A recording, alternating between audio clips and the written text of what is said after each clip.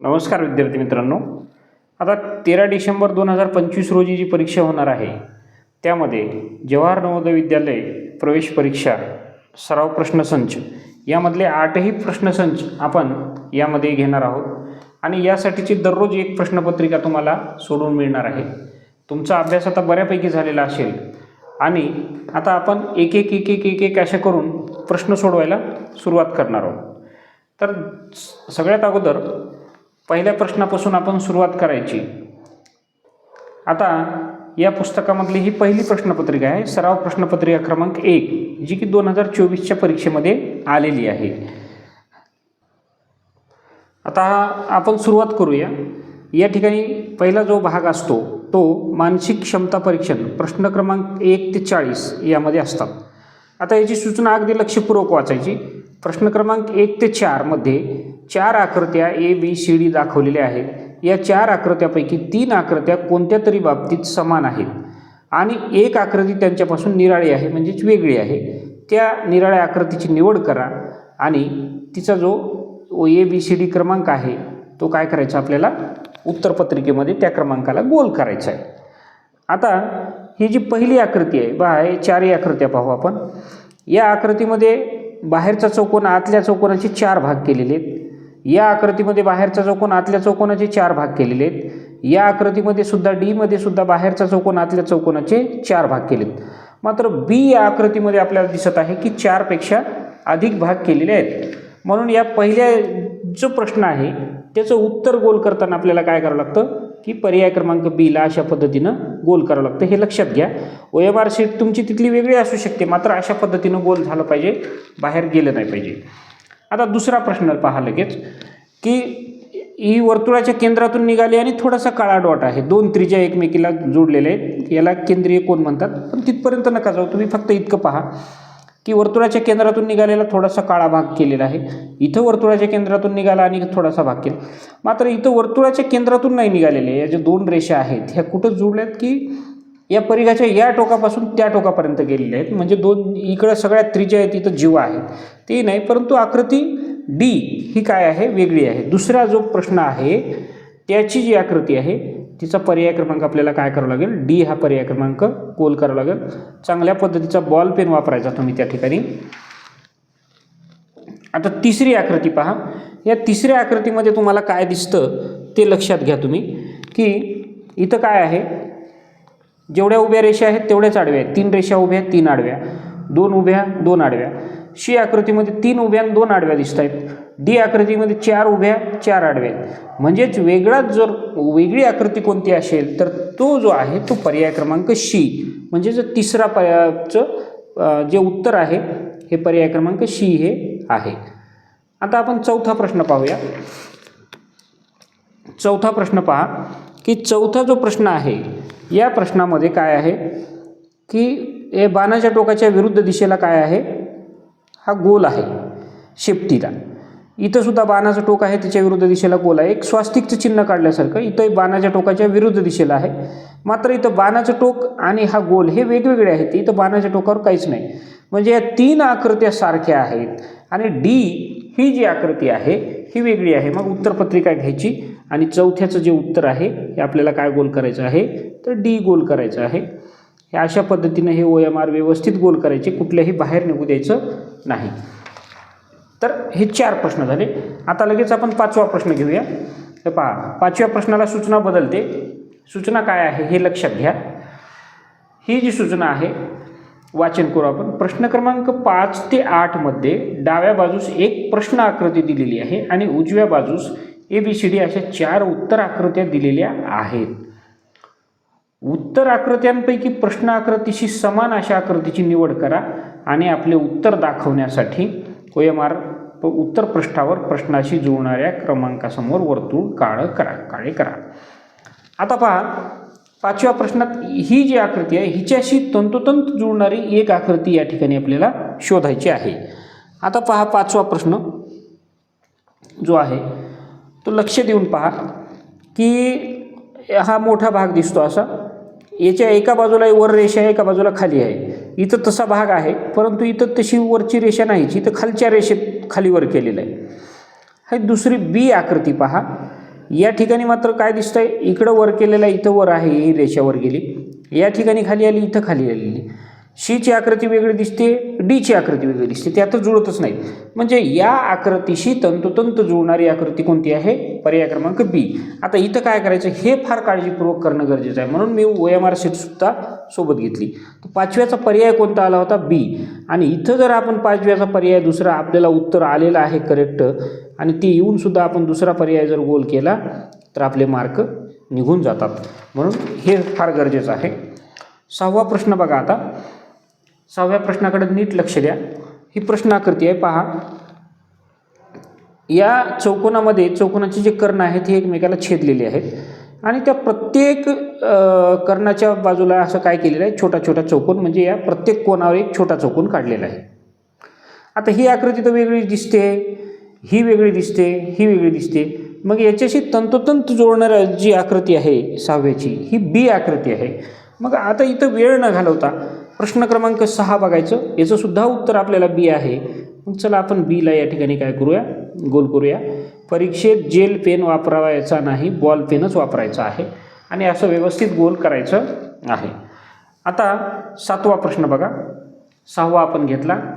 7वा प्रश्न जो आहे हा, या ठिकाणी बाणाचं टोक मोडलेला बाण दिसतो एक, थोडक्यात पहा. हे खालून गेला आणि इकडे आडवा गेला. इथं दोन्ही बाजूला बाणाचे टोक आहेत, इथं दोन्ही बाजूला बाणाचे टोक आहेत, इथं दोन्ही बाजूला बाणाचे टोक. म्हणजे प्रश्न आकृतीशी तंतोतंत जुळणारी आकृती जर कोणती असेल तर आकृती क्रमांक डी हे आहे. म्हणून 7व्या प्रश्नाचं उत्तर काय असेल, डी. हे इथं 7 प्रश्न क्रमांक पहा, A B C D. आपल्याला काय गोल करायचे तर डी गोल करायचे. तर डी असं व्यवस्थितपणानं काय करायचं आपण गोल करूया. हे 7व्या प्रश्नाचं डी. आता प्रश्न क्रमांक 8 पहा. हा 8वा प्रश्न जो आहे, लक्ष द्या. 8व्याचं जे उत्तर आहे हे काय आहे की एक वर 2 त्रिकोण आहेत, खाली एक त्रिकोण आहे. इथं वर 2 त्रिकोण दिसत आहेत, मध्ये इथं चौकोन आहे, तो वेगळ्या प्रकारचा दिसतो. ही आकृती जुळत नाही, ही आकृती दिसत नाही. इथं खाली सरळ रेषा आहे, इथं असं खाली गोल केले, इथं काळा कलर दिलेला आहे आणि हे पण भाग वेगळे दिसत आहेत. परंतु डीची जी आकृती आहे सहज नजरेला पहा, हे मार्क खूप सोपे असतात, आपल्याला सहज मिळवता येण्यासारखे असतात. डीची जी आकृती आहे ही 8 क्रमांकाच्या प्रश्न आकृतीशी तंतोतंत जुळणारी आहे. म्हणून 8व्या प्रश्नाचं उत्तरसुद्धा आपल्याला काय गोल करायचं आहे, डी गोल करायचं आहे. ते मात्र बघायचं अगोदर बाहेरचा व्यवस्थित गोल करून घ्यायचा आणि आतल्या बाजूनं मग गोल करायचं, म्हणजे बाँड्री आपल्याला अगोदर आखता आली पाहिजे. अशा पद्धतीनं 8वा प्रश्न आपण गोल केलेला आहे. आता आपण 9वा प्रश्न जो आहे तो आपण पाहूया. भाग 3 या 9व्या प्रश्नाची आपण सूचना वाचून घेऊ. अगोदर जी सूचना आहे ती लक्षपूर्वक या ठिकाणी वाचू. प्रश्न क्रमांक 9 ते 12 मध्ये, म्हणजे 9, 10, 11 आणि 12 4 प्रश्नांचे एक गट आहेत. डाव्या बाजूस एक प्रश्न आकृती दिलेली आहे आणि त्याचा एक भाग लुप्त आहे. लुप्त म्हणजे काय आहे, गायब झालेला आहे. उजव्या बाजूस ABC आणि D या उत्तर आकृत्यांवर विचार करा आणि दिशा न बदलता प्रश्न आकृतीच्या संरचनेत आढळणारे असे प्रश्न आकृतीच्या संरचनेतील लुप्त भागात बरोबर बसेल अशी आकृती शोधून काढा. दिशा बदलायची नाही, हे असंच तुकडा उचलायचा आणि इथे येऊन बसवायचा आहे. मग आता तो कोणता तुकडा असेल जो गायब झालेला भाग आहे तो आपल्याला या ठिकाणी शोधत निघायचा आहे. मग 9वा पहा की या ठिकाणी जो भाग आहे 9वा पहा तुम्ही की 1, 2, 3, 4 भाग या चौकोनाचे केलेले आहेत. 2 वर्तुळ आहेत, आतल्या बाजूला 1, 2, 3, 4 त्रिकोण, आतल्या बाजूला टोक करून वर 3 आहेत, इथं सुद्धा तशीच आहेत. मग आता आपल्याला काय पाहिजे की अशा वर्तुळ पाहिजे आणि आत 4 त्रिकोण आणि बाहेर 3 त्रिकोण. तर मला पहा ही दिशा न बदलता आकृती जर बसवली तर ही तर बसणार नाही, कारण त्रिकोणाची जी दिशा आहे ही आतल्या बाजूला तोंड करून पाहिजे, त्रिकोणाचे टोक आतल्या बाजूला तोंड करून पाहिजे, म्हणजे या वर्तुळाच्या केंद्रबिंदूकडे तोंड करून. हे पण दिसत नाही बी आकृती. शी आकृती जी आहे ती मला तशी तंतोतंत जुळणारी त्या ठिकाणचा गायब झालेला लुप्त झालेला भाग वाटतो. ही 2 वर्तुळं जी आहेत ही अशी जुळतील. आत 1, 2, 3, 4 चौकोन व आत तोंड करून आहेत, बाहेर 3 चौकोन आहेत. म्हणजे ह्याचं जे उत्तर आहे हे पर्याय क्रमांक सी आहे. म्हणून आपण 9वा प्रश्न घेऊ आणि सी जो प्रश्न म्हणजे पर्याय क्रमांक सी जो आहे हा 9व्या प्रश्नाचा आपण असं व्यवस्थितपणानं काय करूया, गोल करून घेऊ. 9व्याचं शी झाले. आता 10वा प्रश्न पहा. 10व्या प्रश्नाकडे तुम्ही लक्ष द्या. हां पहा, ही एक आकृती आहे. याला असं खास नाव तर देता येणार नाही, मात्र ह्याचा तुटलेला भाग काय असू शकतो, तर मला एक वाटते की हा जो खालचा जो हा भाग आहे असा आणि असा, तो भाग इथपर्यंत गेला पाहिजे आणि इथून सरळ गेला पाहिजे दिशा न बदलता. तर पहा, हा तिरपी रेष तर इथं बसणार नाही, ही तिरपी बसणार नाही, ही बसणार नाही, कारण या ठिकाणी काय आहे, ही तिरपी रेष आहे. आता ही तिरपी रेष आहे का, तर हा विचार आपल्याला करावा लागेल की इथं नेमकी कशी आकृती बसू शकते. तर त्यासाठी 10व्या प्रश्नाकडे आपण बारकाईनं जर लक्ष दिलं तर जो भाग आहे हा, हे पहा इथं हे आणि वर चाललंय, मात्र हे असा छोटासा इथपर्यंत क्रॉस चालला आणि पुन्हा सरळ रेषवरून येईल. मात्र या बाजूला ही तिरपी रेष आहे तशीच या बाजूला सुद्धा असणार आहे, जशी इकडं आहे तशी इकडं. पहा, जशी इकडं आहे तशी इकडं आहे, म्हणजे इकडं आहे तशी इकडं. म्हणजेच ही तिरपी रेष चालली, ही तिरपी रेष इथं गेली आणि वर सरळ गेली, मात्र ही जी रेष आहे ती इकडं असल्यामुळे ही सुद्धा या ठिकाणी इथं ही जुळणारी रेष पाहिजे. म्हणजे डीचा जो भाग आहे हा तंतोतंत 10व्या प्रश्नाला या ठिकाणी बसणार आहे. म्हणून आपण 10व्या प्रश्नामध्ये पर्याय क्रमांक डीला या ठिकाणी आपण गोल करूया. हे डीला आपण गोल केलेलं आहे. लक्ष देऊन वेळ न घालवता हे करायचे आपल्याला सगळं. त्याचा वेळ किती असतो. आता आपण 11व्या प्रश्नाकडे जाऊ.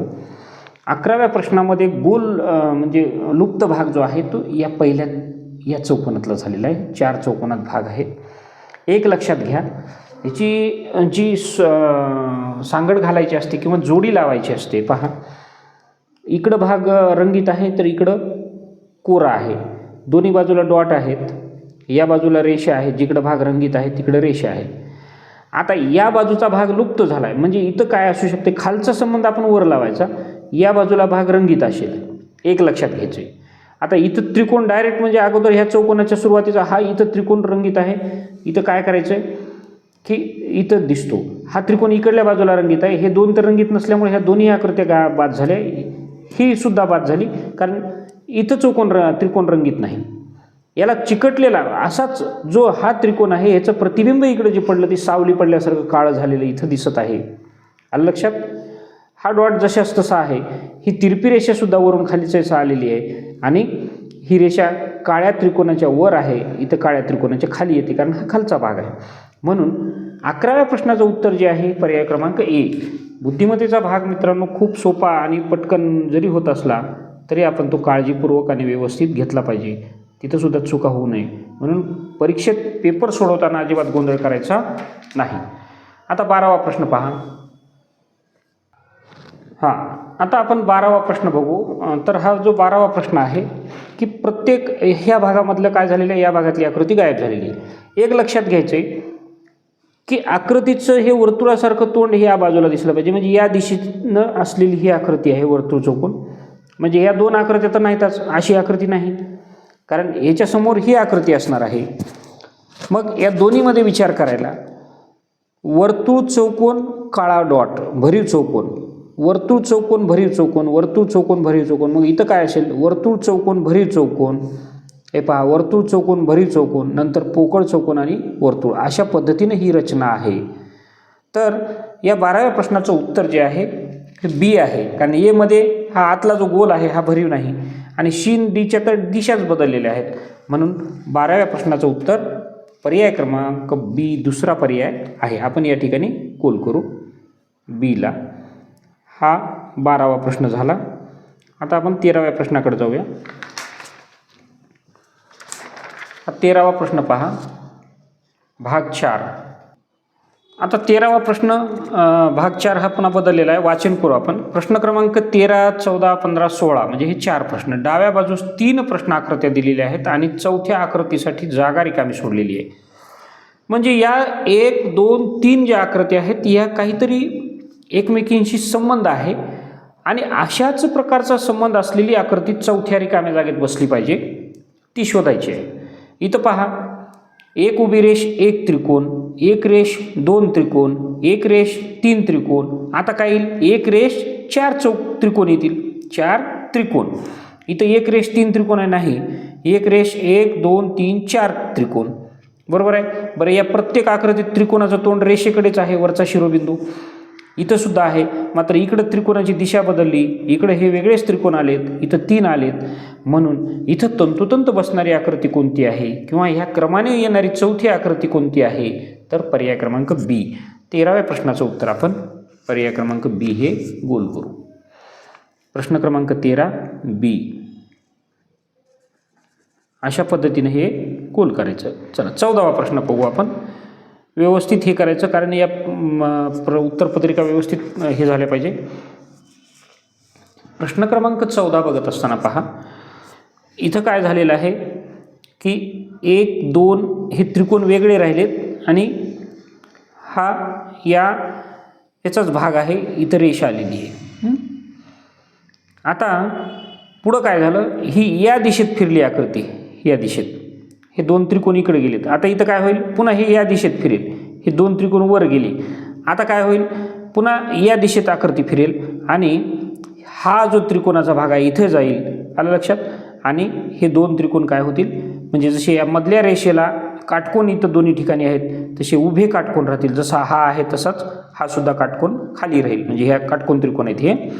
तर या बाजूला उजव्या बाजूला त्रिकोण असलेल्या 2 आकृत्या शोधायच्यात. ही नाही, ही पण नाही, ही पण नाही. उजव्या बाजूला अशा पद्धतीने त्रिकोण असलेली ही आकृती आहे, म्हणजेच अशी उजव्या क्लॉकवाईज डायरेक्शनमध्ये फिरत असलेली आकृती. तर पर्याय क्रमांक बी हेच उत्तर 14व्या सुद्धा प्रश्नाचं येत आहे. 14व्या प्रश्नाचं उत्तर आपण गोल करू. पर्याय क्रमांक बी म्हणजेच 2 नंबरचं उत्तर आपल्याला या ठिकाणी गोल करायचे. तर व्यवस्थित मी प्रत्येक वेळी म्हणतोय तुम्हाला, हे करत असताना 2दा पहा. इथं अर्धा सेकंद गेला तर हरकत नाही, मात्र हा उत्तर घेऊन जातो, आपलं चूक होऊ शकते, म्हणून काळजीपूर्वक हे आपण बघायचं. आता 15वा प्रश्न बघा. 15वा प्रश्न आहे की हे बाण आहे, मागच्या बाजूला सरळ रेषा आहे बाणाच्या, वर्तुळ आहे, वर्तुळाच्या समोर अर्धवर्तुळ आहे, बाण आहे, सरळ रेषा आहे, म्हणजे सगळीकडे सारखंच आहे. हे बाण इथं आहे, इथून वर फिरला, आता इथून बाण इकडे गेला, आता इथून बाण खाली आला पाहिजे, म्हणजे इथं या दिशेला बाण असला पाहिजे. ती आकृती आपल्याला शोधायची. तर या दिशेला बाण असलेली आकृती फक्त एकच आहे, पर्याय क्रमांक 1. बाणाच्या मागच्या बाजूला काय रेषा आहे. त्यानंतर आपण या वर्तुळाचा विचार करू. एक बाणाची कसोटी आपण पार केली. वर्तुळ जे आहे हे अर्धगोल, हा इथून इथं गेला, ह्या आकृतीत इथून वर गेला आणि याच्यानंतर इथून इथं जाईल हा वर्तुळ, म्हणजे पर्याय क्रमांक 1 मध्येच ही पूर्ण आपल्या जे आहे ते परिपूर्णपणे फिरलेली आकृती आहे. उजव्या दिशेला ही आकृतीचे बाण वगैरे अशा घड्याळाच्या काठीच्या दिशेने फिरत आहेत. 15व्याचं उत्तर पर्याय क्रमांक ए हे असेल, ए. हां, पर्याय क्रमांक ए व्यवस्थित गोल करायचं. पहा माझी OMR शीट कशी दिसते. OMR शीट घाण करायची नाही, व्यवस्थित काळ्या किंवा निळ्या बॉलपेननं वापरायची आपल्याला परमिशन त्या ठिकाणी असते. आता 16वा प्रश्न आपण बघूया. 16वा जो प्रश्न आहे, या 16व्या प्रश्नात काय आहे की एक बाण आहे, एक उभी रेष आहे. दुसऱ्या आकृतीत ए बाण आहे, त्या बाणाच्या विरुद्ध दिशेला खाली ही रेष वाढली, 2 रेषा झाल्या. तिसऱ्या आकृतीत काय, ही रेषा इकडं बाण, इकडं बाण, इकडं बाण, पुन्हा रेषा वाढली. आता मला एक सांगा, सुरुवातीच्या आकृतीत बाणाचे टोक उजव्या बाजूला आहे, दुसऱ्या बाजूला डाव्या टोकाचा बाण आला, तिसऱ्याला हा डाव्याचा होता, पुन्हा उजव्या टोकाचा बाण आला. आता या ठिकाणी जी आकृती येईल, इथं 4 बाण येतील आणि या शेवटच्या बाणाची दिशा ही काय डावीकडे राहील. म्हणजे 4 बाण आहेत, 1 2 3 4, आणि चौथ्या बाणाची दिशा डावीकडे आहे. आता चौथ्या बाणाची दिशा डावीकडे, इथं 2 बाण आहेत, हा तर विषय सोडून द्या, इथं तुटला हा विषय सोडून द्या, हे दोन्ही येणार नाहीत. आता या दोन्हीत आपल्याला विचार करायचा आहे, ए आणि बी मध्ये. आता पहिलं बाणाचं टोक उजवीकडं होतं, दोन्हीचं आहे. दुसरं डावीकडं होतं, दोन्हीचं आहे. तिसरं उजवीकडं होतं, दोन्हीचं आहे. चौथं डावीकडं, म्हणजे दोन्ही हे सगळीकडं सारखे आहेत. मात्र प्रत्येक रेषेत बाण संपल्यावर खाली हे शेपूट आहे, इथं हे संपलेलं आहे ए आकृतीमध्ये. आता बी मध्ये काय आहे, तर अशाच पद्धतीचं खाली टोक शिल्लक राहिलेलं आहे.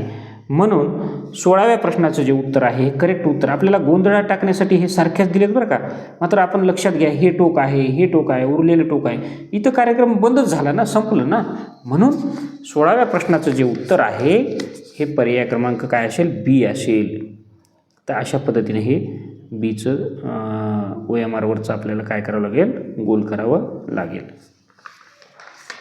आता 17वा प्रश्न पाहण्यासाठी जो भाग 5 आहे तो आपण सूचना वाचून घेऊया अगोदर.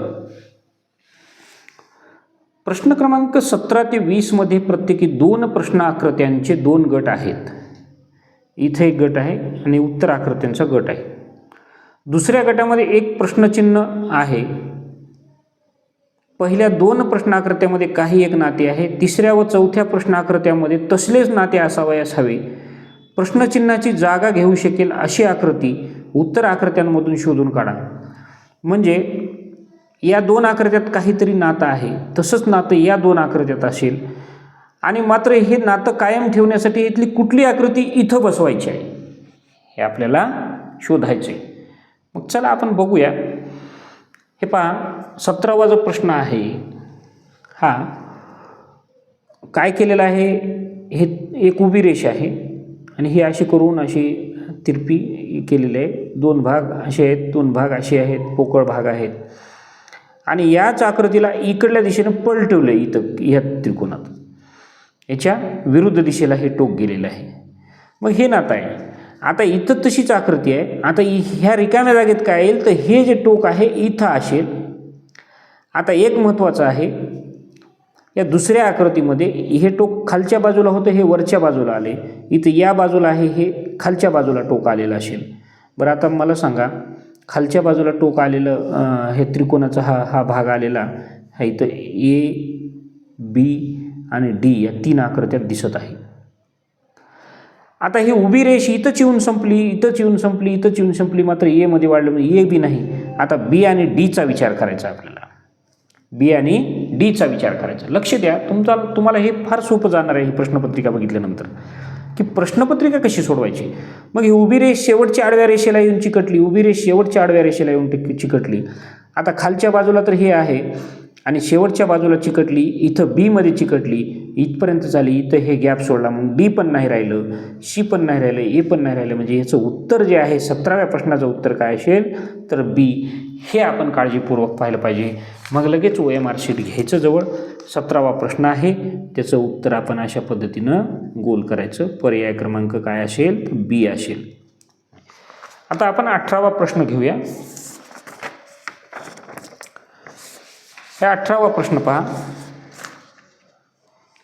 हा पर्याय क्रमांक 18, प्रश्न क्रमांक 18. तीच सूचना चालू आहे. पहा, 18व्याचं जे हे आहे हे काय, खाली 2 बाण आणि वर अर्धवर्तुळ आहे. दिसतंय तुम्हाला, हे खाली 2 बाण वर अर्धवर्तुळ. ह्याचं तोंड वर केले म्हणजे पाण्यातली प्रतिमा आहे. आलं का लक्षात, विरुद्ध दिशेला. आता मात्र इथं काय आहे, डाव्या बाजूला 2 बाण आणि त्रिकोण. इथं काय असेल तर हे 2 डाव्या बाजूचे बाण उजव्या बाजूला गेलेले असतील आणि या बाजूला त्रिकोण असेल. मग उजव्या बाजूला बाण कुठं आहेत, इथं आहेत, इथं आहेत, इथं 3 आकृत्यांमध्ये आहेत. इथं A मध्ये आहेत, Bला बाण नाहीत म्हणून ते Bचा विषय सोडून द्या, तशा पद्धतीने होत नाही. C मध्ये तसे बाण आहेत, कारण इथं जसे बाण आहेत तसेच वर गेलेत. मी साध्या भाषेत, मी फार लॉजिक नाही लावायलो, एक लहान मुलं कसा विचार करू शकतात हा विचार करून तुम्हाला प्रश्न सांगत आहे मी. तर C मध्ये दोन्ही बाजूला इथं एक बाण बिघडला, मग हे DB पर्याय नाही, B नाही. आता काय राहिलं, A आणि C मधून उत्तर आपल्याला उचलायचं आहे. मग हा जो त्रिकोण आहे हा पूर्ण रेषेवर नाही, सेंटरला त्रिकोण आहे. इथं त्रिकोण पूर्ण रेषेवर आहे, म्हणजे आपलं करेक्ट उत्तर काय असेल तर C. प्रश्न क्रमांक 18चं पूर्णपणे उत्तर आहे पर्याय क्रमांक C. मग आपण Cचं हे OMR मधलं काय आहे, प्रश्न क्रमांक 18 बघायचा आणि बरोबर Cला गोल करायचं. हां, 19वा प्रश्न आपण बघू. आता 19वा प्रश्न पहा लक्ष देऊन. वर्तुळामध्ये काय आहे की एका वर्तुळाचे 4 भाग केलेत आणि मग त्याला परत छोट्या 4 रेषा आहेत आणि 4ही रेषेवर गोल आहेत. आता इथं रेषा गायब झाल्यात, मात्र दिशा त्याच आहेत, अशा पद्धतीचेच गोल आहेत. आता आणि ह्या उभ्या रेषा पण तशाच होत्या, 4 उभे भाग केलेत, एक उभ्या आणि आडवा. इथं काय आहे, तिरपे भाग केलेत आणि उभे रेषा आहेत. आता की इथं काय होईल, अशाच तिरप्या रेषा राहतील, मात्र ह्या आतल्या छोट्या 4 रेषा निघून जातील. मग वर गोल, खाली गोल, डावीकडे गोल, उजवीकडे गोल. हे पहा, अशा पद्धतीचे रेषा, आतल्या रेषा गायब असलेले गोल हे कुठं आहेत? ते इथं, आता इथं तिरप्या रेषा आहेत, इथं उभ्या रेषा आहेत, मग पर्याय क्रमांक 1 नाही.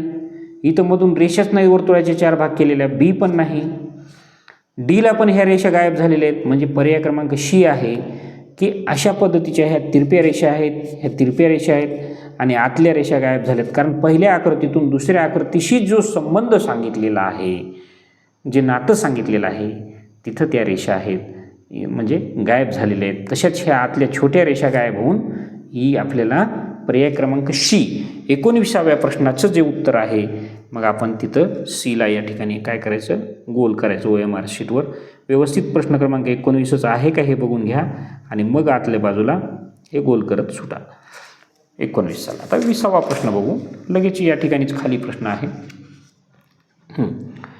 20वा जो प्रश्न आहे तो इथं 1 2 3 4 रेषा आहेत, मात्र वरच्या 2 रेषा तशाच तशा राहिल्या ना, आतल्या 2 रेषाचा चौकोन तयार झाला, आडव्या रेषा आहेत. आता तिसऱ्या आकृतीत 1 2 3 4 रेषा आहेत, मग इथंच कल्पना करायची, इकडचे पर्याय नंतर शोधू आपण. मधल्या रेषांचा चौकोन तयार झाला पाहिजे, म्हणजेच आयत तयार झाला पाहिजे आणि बाजूला 2 उभ्या रेषा पाहिजे. इथं जशाच तशी आकृती, हा पण नाही आहेत. इथं काहीतरी वेगळंच बिघडले, हे नाही आहेत. इथं आडव्या रेषा आहेत, हे नाही. हे पहा, पर्याय क्रमांक सी, इथं 2 रेषा आहेत आणि आतल्या 2 रेषांचा यात चौकोन तयार झालेला आहे, जो की इथं पहिल्या प्रश्नाकृतीतल्या या 2 आकृत्यांचा संबंध आहे, तसाच या 2 आकृत्यांचा संबंध असतो. म्हणून 20व्या सुद्धा प्रश्नाचं उत्तर जे आहे हे पर्याय क्रमांक सी हेच असेल. म्हणून आपण प्रश्न क्रमांक 20 बघायचा अगोदर हे इथं आणि 20व्याचं उत्तर गोल करायला घ्यायचं. पर्याय क्रमांक सी हे आलेलं आहे. आता 21व्या प्रश्नाकडे आपण जाऊया. त्या अगोदर आपण ही सूचना वाचू. भाग 6 आहे, सूचना लक्ष देऊन वाचा. प्रश्न क्रमांक 21 ते 24 मध्ये एका भूमितीतील आकृतीचा त्रिकोण, चौरस आणि वर्तुळ एक भाग डाव्या बाजूस प्रश्न आकृतीच्या स्वरूपात आहे आणि दुसरा भाग उजव्या बाजूच्या 4 उत्तर आकृत्यांमध्ये A, B, C आणि D यामध्ये आहे. उजव्या बाजूची अशी आकृती शोधून काढा की जी त्या भूमितीतील आकृतीस पूर्ण करते आणि OMR मध्ये ते पर्याय काय करायचं? आपल्याला गोल करायचा. म्हणजेच या आकृतीचा एक भाग कापलेला आहे, तो भाग इथं तंतोतंत बसवल्यानंतर त्या आकृतीचा त्रिकोण, चौरस किंवा वर्तुळ तयार होते आणि मग ते भूमितिक आकृती पूर्ण करणारी आकृती आपल्याला शोधून इथं बसवायची आहे. 21व्या प्रश्नापासून आता आपण बघूया. आता तुम्ही थोडंसं इथं 21व्या प्रश्नाकडे बारकाईनं पहा. मग इथं नीट आपल्या लक्षात येईल, आपल्याला दिसेल असं दाखवत आहे. हे पहा, अर्धगोल आहे, इथं अर्धगोल कापलेला आहे. हा भाग थोडा चौरसासारखा बाहेर आला आहे, चौकोनाचा भाग हा बाहेर आला आणि ही जी त्रिकोणासारखी खोबणी पडली तिथं हा भाग जाऊन बसेल आणि या पद्धतीनं या इथं असं हे चौरस तयार होईल. आता याला बसवायला गेलं तर इथं बसणार नाही, याला बसवायला गेलं तर हे भाग कुठं घुसल आणि त्रिकोण कुठं तयार होईल आणि डी मध्ये पण नाही. म्हणजे ह्या भागाचा कापलेला जो भाग आहे तो तंतोतंत पर्याय क्रमांक ए हा आहे. म्हणून 21व्या प्रश्नाचं उत्तर गोल करताना 21वं हे पर्याय क्रमांक काय करायचे? आपल्याला ए हे गोल करायचं आहे.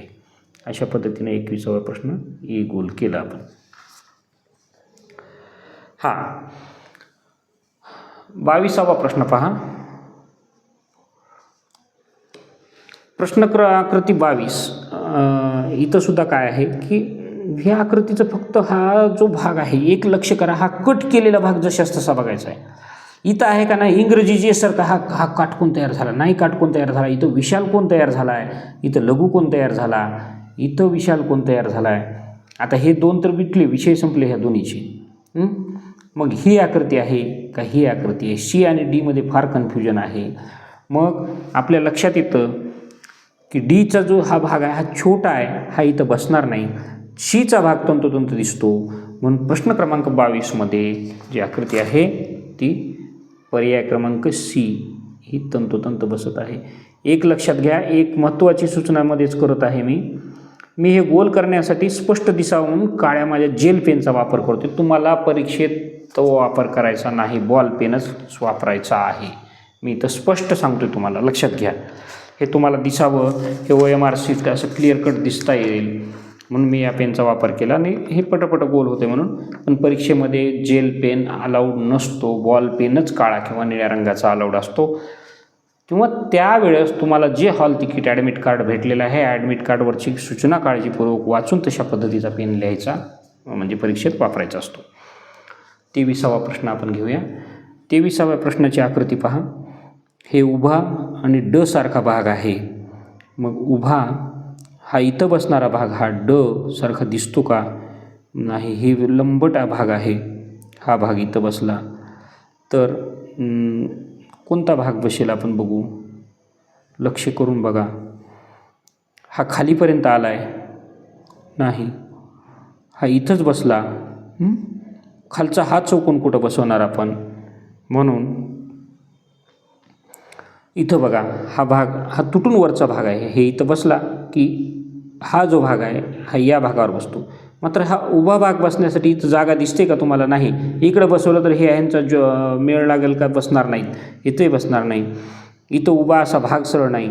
खालचा अर्धगोल असणारा भाग हा इथं बसतो, हा बाहेर निघालेला अर्धगोल इथं बसतो आणि हा त्याला टच असलेला वरचा भाग. म्हणजेच 23व्या प्रश्नाचं जे उत्तर आहे हे पर्याय क्रमांक बी असेल. आपण इथं 23वा प्रश्न घेऊ आणि त्याचं उत्तर पर्याय क्रमांक बी हे या पद्धतीनं गोल करू. हां, 24वा प्रश्न घेऊ आता आपण. 24वा प्रश्न तसाच आहे, लक्ष द्या. ओके. आता ही चौरस आकृती आहे, ही कट केली पहा. इथं चौकोन बसल्यासारखा बसतोय, हा चौकोन बसतोय. हा एकदम तिरपकस कोण दिसतोय, हा नाही बसत. हा एक चौकोन आहे. मग आता आपल्याला ए आणि सी मध्ये शोधायचे. डी मध्ये तर असं तिरकस बसणारच नाही. मग ए मधला हा चौकोन जर इथं बसवला तर हा खाली किती मोठा होईल? हा अशा पद्धतीनं. हा इथंच बसला तर हा इथंच कट होऊन जाईल. म्हणजे या ठिकाणी मला असं वाटतं की हा सुद्धा भाग एकदम थोडासा म्हणजे कट टू कट इथलं एवढाच भाग दिसतो आहे आतल्या बाजूला. हा जो भाग आहे हा इथपर्यंत आलेला आहे आणि इथून ही रेष खाली येऊन असा चौरस झाला. म्हणजे प्रश्न क्रमांक 24ची जी आकृती आहे याचं उत्तर जे येतं हे ए येतं. असे प्रश्न कन्फ्यूज होऊ शकतात ना. इथं थोडासा अगदी तुम्हाला विचार करावा लागतो. त्यामुळं थोडंसं काळजीपूर्वक बघायचं. कारण आपल्याला साहजिक आहे हे वाटायचं की हा भाग इथं बसून टाकला इथंच हा तयार होतो. नाही.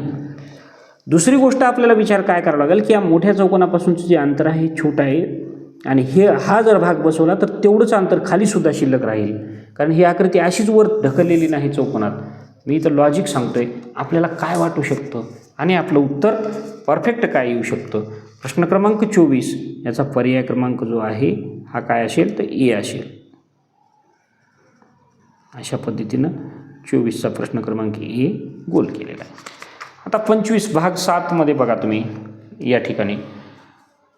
आणि बुद्धिमत्ता सोडवत जे वाचलेला वेळ असतो, कमी वेळात बुद्धिमत्ता सुटते, तो वेळ आपण गणिताला वापरायचा असतो. 25वा प्रश्न घेऊ आपण. 25व्या प्रश्नाचं जे उत्तर आहे ते आपण अगोदर हा प्रश्न वाचू. प्रश्न क्रमांक 25 ते 28मध्ये डाव्या बाजूस एक प्रश्न आकृती आहे आणि ABCD अशा 4 उत्तर आकृत्या डाव्या बाजूस दिलेल्या आहेत, उजव्या बाजूस दिलेल्या आहेत. प्रश्न आकृतीचे तंतोतंत प्रतिबिंब म्हणजेच आरशातील प्रतिमा असणारी उत्तर आकृती शोधून काढा. XY आरसा ठेवलेला आहे असे समजा. हा आरसा आहे या खालच्या सगळ्या प्रश्नांना. म्हणजेच 25 ते 28 या आपल्याला काय करायचं तर आरशातल्या प्रतिमा शोधायच्या. एक लक्षात घ्यायचं, आरशात खाली डोकं वर पाय होत नाही. आरशात फक्त डावी बाजू उजवीकडे आणि उजवी बाजू डावीकडे होते, एवढं लक्षात ठेवायचं. खाली डोकं वर पाय आरशाचं होत नाही. त्यामुळं आरशातल्या प्रतिमांचे उत्तर लिहिताना म्हणजे एक साध्या सरळ भाषेत सांगायला तुम्हाला खाली डोकं वर पाय होत नाही. आणखीन खाली म्हणलं तर म्हणजे ग्रामीण भागात मुलं म्हणतात की खाली डोकं खाली मुंडकन वर पाय, ते आरशात होत नाही, ते पाण्यातल्या प्रतिबिंबात होतं. आरशामध्ये लेफ्टचं राईट, राईटचं लेफ्ट, डावीचं उजवी. म्हणजे टी आहे हे इकडे गेला, ओ कसाही केला तर आरशात सारखाच दिसतो. ओ हा गोल गोल मोठोल आहे आणि यमसुद्धा जशाच तसा आहे, फक्त डावा उजवीकडे झाला तरी हा लक्षात येत नाही. मात्र यमचा डब्ल्यू होत नाही, असं झाला तर तो पाण्यात होतो. इथं टी उलटा केलेला आहे, इथं टी उलटा केलेला आहे. मी तुम्हाला अगोदरच सांगितले की तसं होत नाही, इथं यमचा डब्ल्यू केलेला आहे. तर याचं उत्तर जे आहे फक्त दिशा बदलल्यात आणि खालीवर न होता, म्हणजेच 25चा पर्याय क्रमांक ए हा हे उत्तर काय असेल आपल्याला गोल करावं लागेल. हे उत्तरपत्रिका 25चं सुद्धा उत्तर आपल्याला या ठिकाणी ए हेच आहे. हां, आता आपण 26व्या प्रश्नाकडे जाऊया. इथं सुद्धा आरशातली प्रतिमा आहे. आता हे जो बाण आहे हा बाण आणि ही खालून या बाणाकडे गेलेली वरची रेषा, वरची खाली कधीच होत नाही, वरच राहते. फक्त ही या उजव्या बाजूला जाते.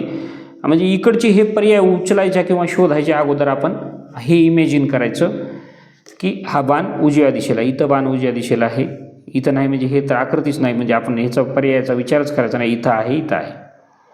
आता बाणाच्या दिशेनं वरचं खालचं टोक वर तोंड करून आहे, इथं वर तोंड करून, इथं हे ह्या तीनमध्ये ए, सी आणि डीमध्ये उत्तर आपल्याला शोधायचे. आता हे जे त्रिकोण आहेत हे इकडे गेले की काय होतील, या बाजूला या बाणाकडेच हा त्रिकोण भरलेला असेल. इथं आहे, इथं आहे, इथं आहे. आणि या त्रिकोणाकडे खालचं टोक आहे, याच त्रिकोणाकडे खालचं आहे. इथं हे टोक बदललं आहे, हे चुकीचं आहे. इथं हे टोक बदललं आहे, हे चुकीचं आहे. म्हणजे या त्रिकोणाच्या टोकाची दिशा बदलली. फक्त ही मोठ्या त्रिकोणाच्या खालून म्हणजे या दिशेनं आहे, इथं मोठ्या त्रिकोणाच्या दिशेनं आहे, इथं मात्र मोठ्या त्रिकोणाच्या दिशेनं नाही, हे खालच्या दिशेनं आलं, इथं वरच्या दिशेने गेलं. म्हणजे सी आणि डी या आकृत्यासुद्धा नाहीत. म्हणजे 26चं जे तंतोतंत उत्तर आहे हे 26चं प्रतिबिंब ए आरशातलं उत्तर असेल. म्हणजे आपण आता एला गोल करूया. प्रश्न क्रमांक 26मध्ये अगोदर बाहेरच्या बॉर्डर घेऊन आतलं पटपट म्हणजे कशा पद्धतीने गोल करायचं लक्षात घ्या. 27वा प्रश्न बघू आपण. स्पष्ट दिसते. 27व्या प्रश्नात काय आहे, ही जी डबल रेषा आहे हे वरचं खालचं हे तर पहा, हे सगळ्या आकृतीत तसंच आहे. इथं एकीच्या 2 झाल्या, डी नाहीच, इथं दोन्हीला बी नाही, सी पर्याय नाही, इथं इकडंच आहे, मग बी पण नाही. इथं फक्त या दिशेचे डबल रेषा या दिशेला गेलेली असली पाहिजे आणि जी की पर्याय क्रमांक ए मध्ये गेलेली आहे. म्हणून 27चं सुद्धा उत्तर जे आहे अगदी वेळ न घालवता आपण शोधूया. पर्याय क्रमांक एच आहे. आपण या ठिकाणी गोल केलो एला. प्रश्न क्रमांक 27 हे व्यवस्थित गोल करा. आणि सगळ्यात महत्त्वाचं म्हणजे इथं मी ए म्हणलं, तुम्ही बीला किंवा सीला डीला गोल केलं तर तुमचं ते म्हणजे तुम्ही ठरवून जर चुकीचं झालं तर ते आपल्याला काहीच उपयोगाचं असणार नाही. आपले मार्क या ठिकाणी गेल्याशिवाय राहणार नाही. लक्ष द्या. प्रश्न क्रमांक 28कडे आपण बघू. इथं सुद्धा काय असणार आहे, ही आकृती अशाला अशी असेल, खालचं टोक वर होणार नाही. आरशातील प्रतिमा पाहिलं होतं आपण, त्यामुळं काय करायचं, हे बदललं आहे ह्याचा विषय सोडून द्या, हे खाली आलं ह्याचा विषय सोडून द्या. आता उत्तर शोधायचं आपल्याला सी मध्ये आणि डी मध्ये. मग सी मध्ये उत्तर कसं आहे, हे चौकोन या बाजूला आहे, हा चौकोन या बाजूला आहे. डी मध्ये काय, दोन्ही चौकोन आतल्याच बाजूला येऊन बसलेत. असं कसं होईल बरं, म्हणजे हा चौकोन या बाजूला जाईल, हा चौकोन या बाजूला जाईल, काहीही फरक पडणार नाही. आणि हे मोठे चौकोन तर जशाच तसे वर आहेत. मात्र डी आकृतीत आपल्याला कन्फ्यूज करण्यासाठी दोन्ही चौकोन बाहेरच्या आत घेतलेत. असं होत नाही, ते म्हणजे तशी जागा नाही सोडत. हे जो बाहेर आहे हा बाहेरच जातो, हा चौकोन इकडल्या बाजूला बाहेर जातो आणि हा इकडल्या बाजूला बाहेर जातो. तर सी 28चं जे उत्तर आहे हे पर्याय क्रमांक आपल्याला सी हे गोल करावं लागेल. हे सी अशा पद्धतीनं अगोदर बाहेरून गोल करून व्यवस्थित त्याची बॉर्डर राखता येईल अशा पद्धतीनं आपण गोल करूया. आता 28वा प्रश्न झाला. आता आपण 29व्या प्रश्नाकडं जाऊ. 29वा प्रश्न हा भाग 8चा आहे. आपण व्यवस्थित सूचना वाचून घेऊ. सूचना काय सांगते पहा. प्रश्न क्रमांक 29 ते 32 मध्ये डाव्या बाजूकडील प्रश्न आकृतीत दाखवल्याप्रमाणे एका कागदाच्या घड्या घालून त्याला भोके पाडले आहेत. ए, बी, सी आणि डी अशा 4 आकृत्या उजवीकडे दिलेल्या आहेत. घड्या उलगडल्यावर कागद कसा दिसेल? आता याचा सराव जेव्हा तुम्ही करता त्यावेळेस प्रात्यक्षिकमध्ये तुम्ही एक कोरा कागद घेऊन त्याच्या घड्या पाडून अशा पद्धतीने हे पाहू शकता. मात्र इथं सगळं तुम्हाला म्हणजे तुमची कल्पनाशक्ती जशी असते त्यावर तुम्हाला ह्याचा विचार करावा लागतो. आता काय केलं आहे, याची ही पहिली घडी आहे, त्याच्यानंतर ही दुसरी घडी पाडली आणि या घडीत चौकोन केला आहे. आता एक कल्पना करायची, हा जो चौकोन आहे हा चौकोन उलगडल्यानंतर म्हणजे काय होईल आपली की एक घडी इकडं काढली की असाच चौकोन इकडं तोंड करून असेल, ज्याचा काटकोन जो हा इथंच असेल सेंटरला, तसाच वर जाईल. आता वर गेल्यानंतर पहा, वर गेल्यावर सुद्धा ही इथं आहे असल्यामुळे ही इथं सेंटरला काटकोन असेल आणि कर्ण या दिशेला असेल. त्याचा इकडचा जो काटकोन आहे हा सेंटरला असेल, कर्ण या दिशेला असेल. अशा पद्धतीनं ही जी आकृती आहे ही इथली आकृती याच्या बाजूला जाते आणि याची वर उलगडल्यानंतर घडी याच्या विरुद्ध दिशेला, म्हणजेच इथून जर आपण सेंटरला रेषा मारली तर या रेषेच्या खाली 2 त्रिकोण आणि वर 2 त्रिकोण दिसतील. त्याच पद्धतीचे हे बघा इथं पर्याय क्रमांक बी मध्ये आहेत. हे असे वेडेवाकडे होत नाहीत किंवा हे असेही 4 होत नाहीत, तसे पाडलेलेच नाहीत आपण, आणि हे कोपऱ्यावर तर तसे जाणारच नाहीत. म्हणजे एक तर इथं कायमच राहणार आहे का नाही. हा असा उलगडला म्हणजे घडी कशी उलगडली जाते पहा, ही वर उलगडली जाते, मग इकडं उलगडली जाते आणि त्या पद्धतीने हे चौकोन काय होतात, तशाच तसे राहतात. 29व्या प्रश्नाचं उत्तर जे आहे हे पर्याय क्रमांक बी हे राहील. तुम्ही स्वतः म्हणजे आता परीक्षेत नाही तुम्हाला कागद हे करत जर बसलो आपण तर आपला पेपरचा वेळ निघून जाईल. मात्र आपल्याला घरी प्रॅक्टिसमध्ये हे करून पाहता येईल आणि तसा जर प्रश्न आला तर आपला तिथं निश्चित वेळ वाचेल.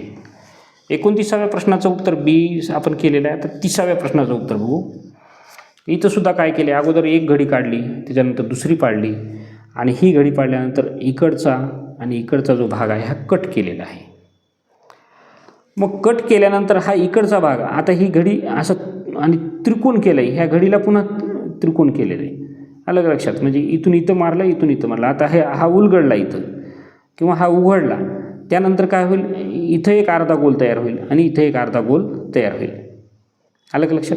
पुन्हा हा उघडला, खाली उघडला की काय होईल, या गोलाला हा पूर्ण कव्हर करणारा असाच अर्धा गोल तयार होईल. हा इथपर्यंतचा गोल, हा इथपर्यंतचा गोल, हा इथं गोल, त्याचं तसंच इथं गोल, तसंच इथं गोल. फक्त एक गोल कुठं तयार होतो ते बघायचं आणि मग बाकीचे गोल करायचे. कारण हा त्रिकोण काढून टाकायलो होता आपण, त्रिकोण काढून उलटायलो, तर त्यामुळं तसे गोल आकृती क्रमांक 1 मध्ये होतात. इथं ते वेडेवाकडे गोल झालेत, इथं हे बाहेर गेलेत. ह्या कोपऱ्यावर गोल कुठं काढला आहे आपण, इथं दुसऱ्या आकृतीत, असं नाहीच ना केलेलं असं.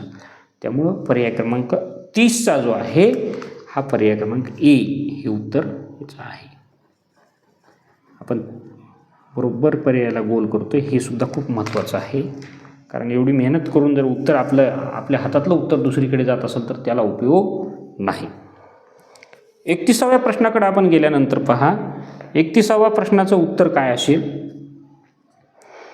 हा वर घडी घातली, पुन्हा इकडं घातली आणि या चौकोनाला 2 छिद्र पाडलेत. आता मला सांगा, या दिशेत 2 छिद्र पाडलेत.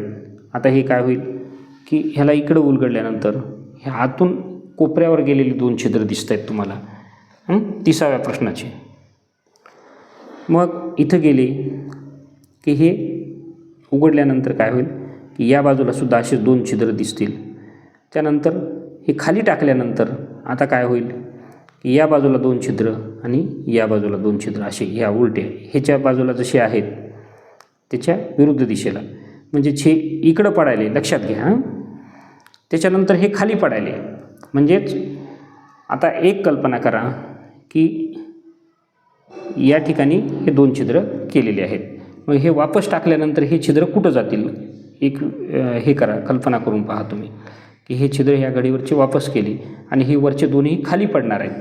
म्हणजेच हे पडलेले जे छिद्र दिसत आहेत तुम्हाला, हे या घडीवर या दिशेत पडलेले असतील, ते खाली या दिशेला, हे खाली या दिशेला, म्हणजे पर्याय क्रमांक ए या आकृतीमध्ये हे छिद्र पडलेले दिसतील. असं होईल का. 31वं बघा, लक्ष करून. इथं तसं वाटते, मात्र हे वरचे छिद्र पुन्हा वेगळ्या दिशेला गेलेत. मग वरचे सुद्धा त्याच दिशेनं जातील ना, या दिशेला 2, या दिशेला 2, या दिशेला 2, या दिशेला, अशा दिशा नाहीत बदलत. तर इथं पर्याय क्रमांक सी या आकृतीमध्ये हे तसेच छिद्र उलटे, म्हणजे हे पहा, ही घडी तुम्ही कशीही टाका, अशी टाका किंवा अशी टाका.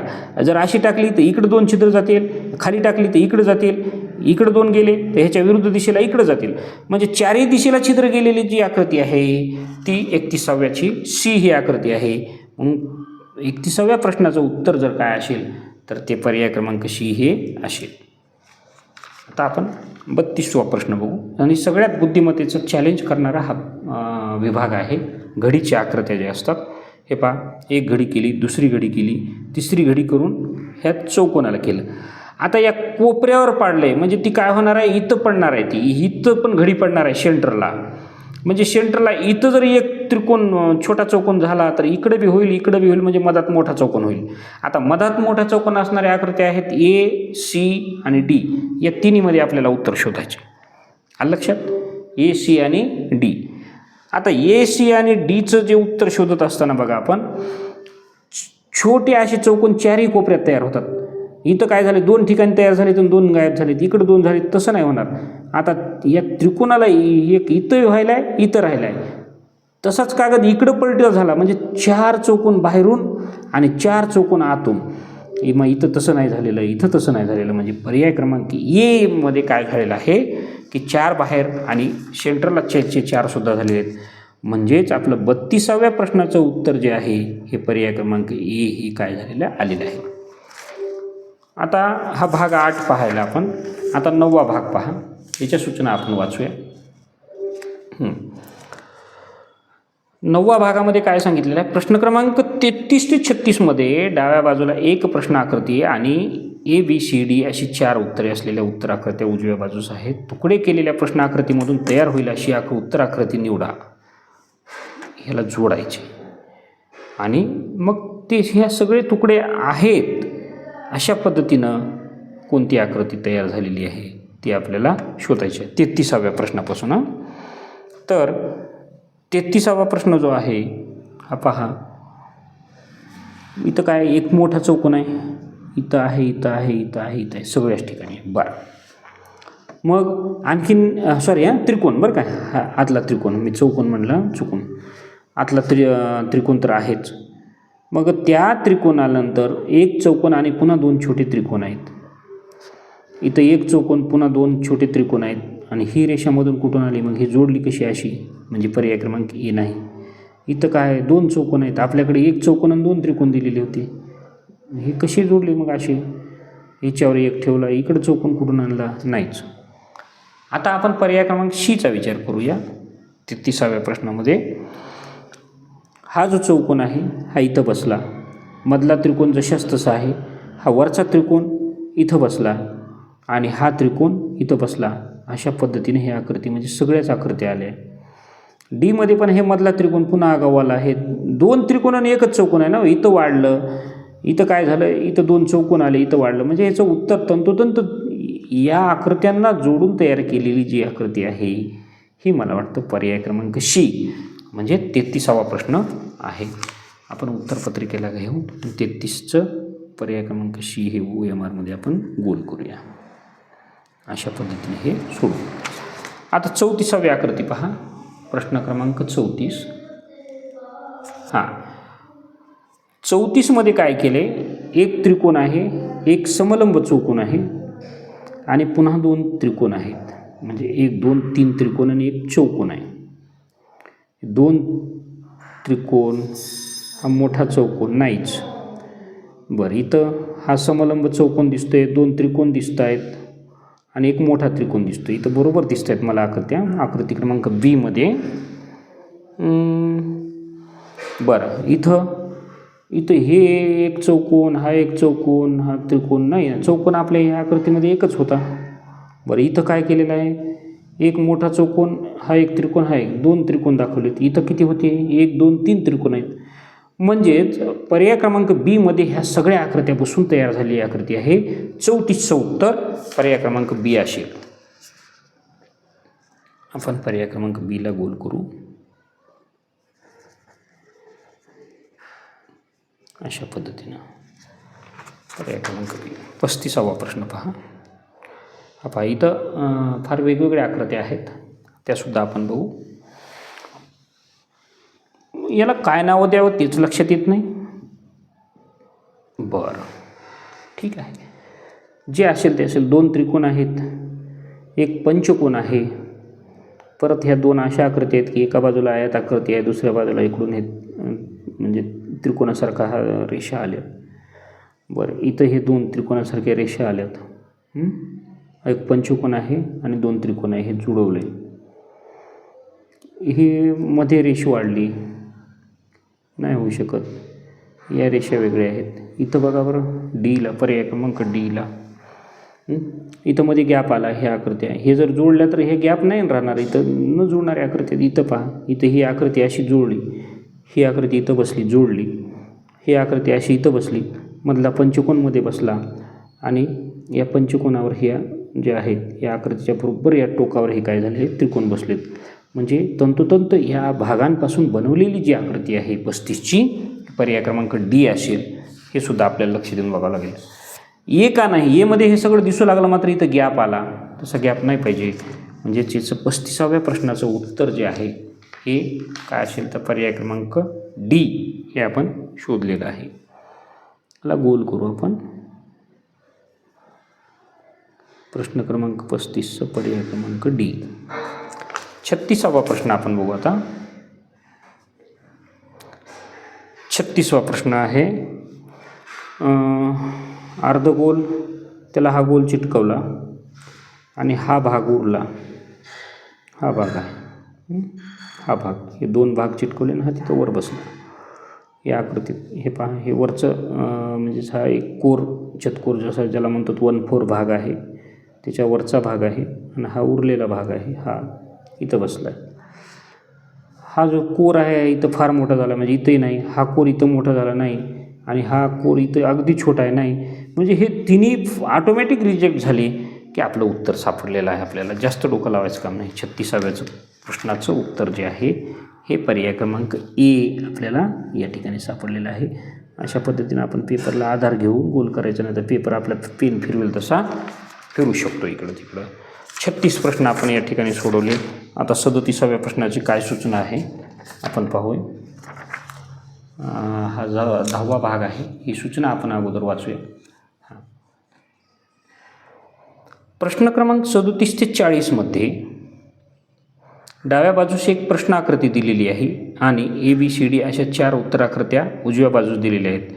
जिच्यामध्ये प्रश्न आकृती लपलेली जडवलेली अशी उत्तर आकृती निवडा. OMR वरती वर्तुळे काय करायचे, गोल करा. म्हणजे ही प्रश्न आकृती या 4 आकृत्यात कुठं तर लपून बसली, तशाला तशी, मोडतोड करून नाही. मग ती आपल्याला शोधायची की कुठं बसलेली आहे. 37वा प्रश्न जो आहे तो आता आपण काय करू, शोधू. इथं काय आहे, एक त्रिकोण आहे आणि त्रिकोणाच्या खाली एक आयत दिसतोय. त्रिकोणाच्या खाली काय दिसतंय, आयत दिसतंय. इथे एक त्रिकोण आहे आणि त्याच्या खाली आयत आहे. मग आपण पाहू शकतो की त्रिकोणाच्या खाली आयत कुठं आहे, इथं पण त्रिकोण आहे, त्याच्या खाली आयत आहे. पण हा काटकोन त्रिकोण आहे वरचा, इथं काटकोन त्रिकोण आहे, ह्याची उंची जास्त दिसते. हा काटकोन त्रिकोण आणि आयत हे आकृती जशीच तशी मला इथं पर्याय क्रमांक सी ची दिसत आहे. पहा तुम्ही एकदा विचार करून. हा कारण इथं काटकोन त्रिकोण आहे, पण तो हे पहा हे फार मोठा दिसत आहे, म्हणजे ह्याची उंची जास्त दिसते. इथं याच उंचीचा काटकोन त्रिकोण आणि त्याच उंचीचा आयत दिसतो, इथं तर काहीच नाही. म्हणजे 37व्या प्रश्नाचं उत्तर जे आहे हे पर्याय क्रमांक सी, तिसरं पर्याय आहे. त्याला आपण गोल करूया. 37वा प्रश्न पर्याय क्रमांक सी. 38वा प्रश्न बघू आपण. 38व्या प्रश्नात काय दिलेलं आहे. खाली एक त्रिकोण आहे आणि वर चौकोन आहे. ही रेषा अशी आलेली आहे. हे चौकोन आहे आणि खाली इथं त्रिकोण आहे, जशाच तसा बसला.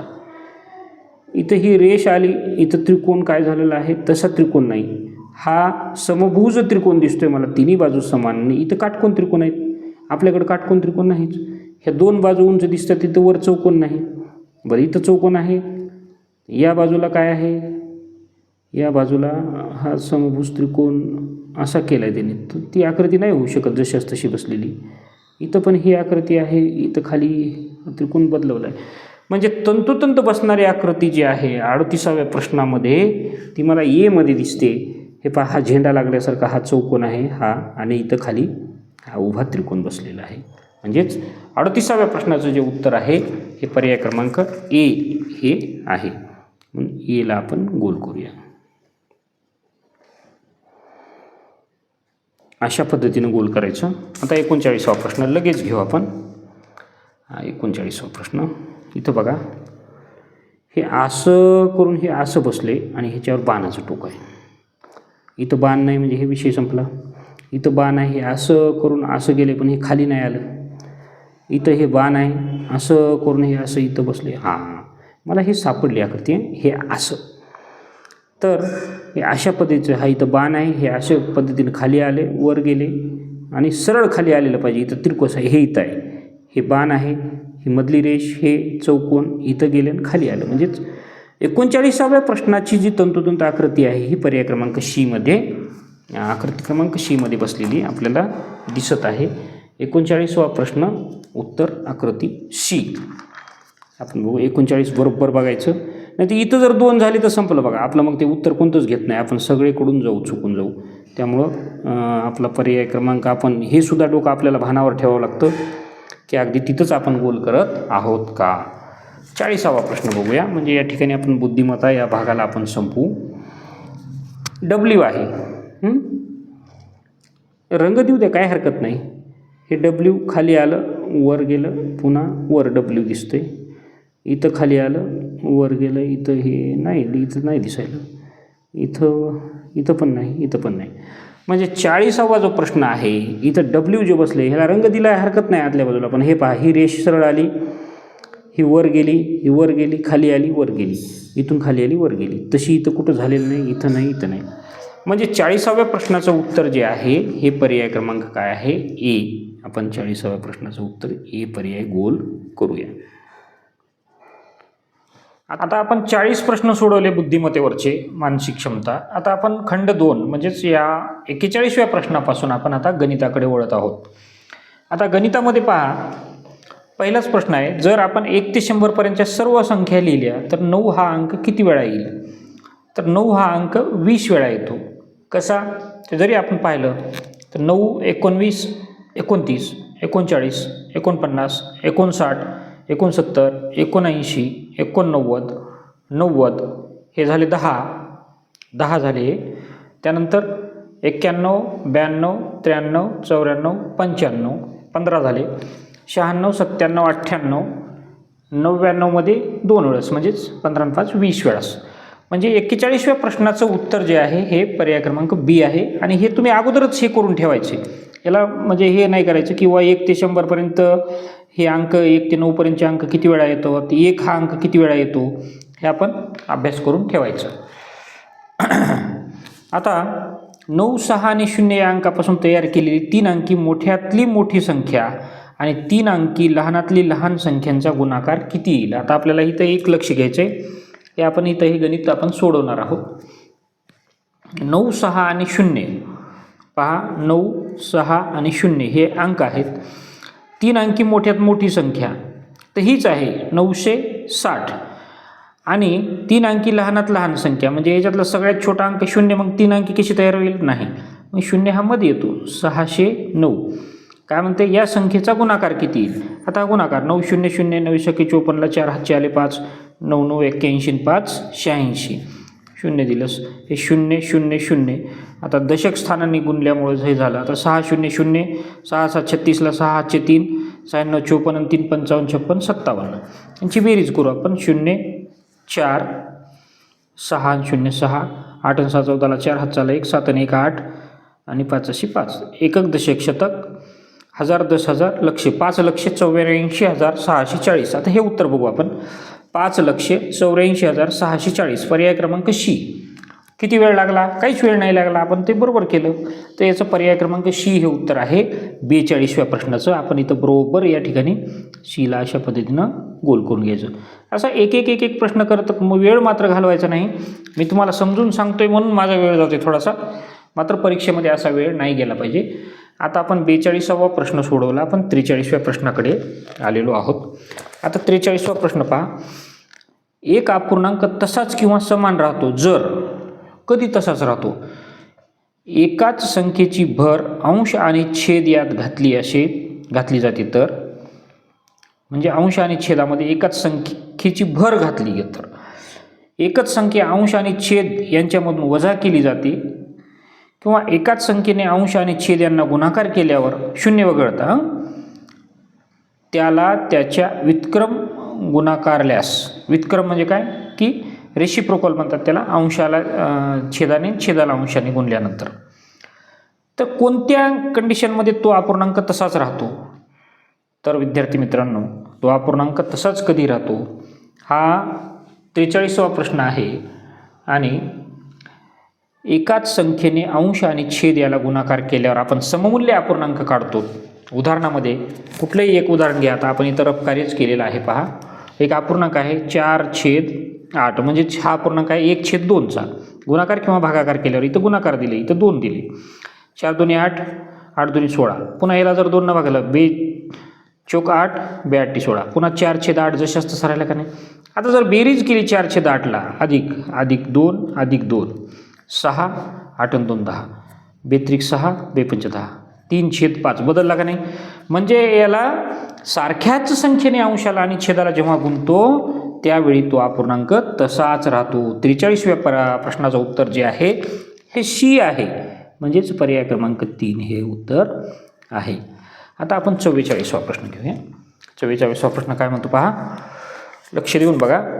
जर 4392 भागिले 3.66 बरोबर 1200 असेल तर, म्हणजे 1200 असेल तर 439.2 भागिले 3.66 बरोबर किती?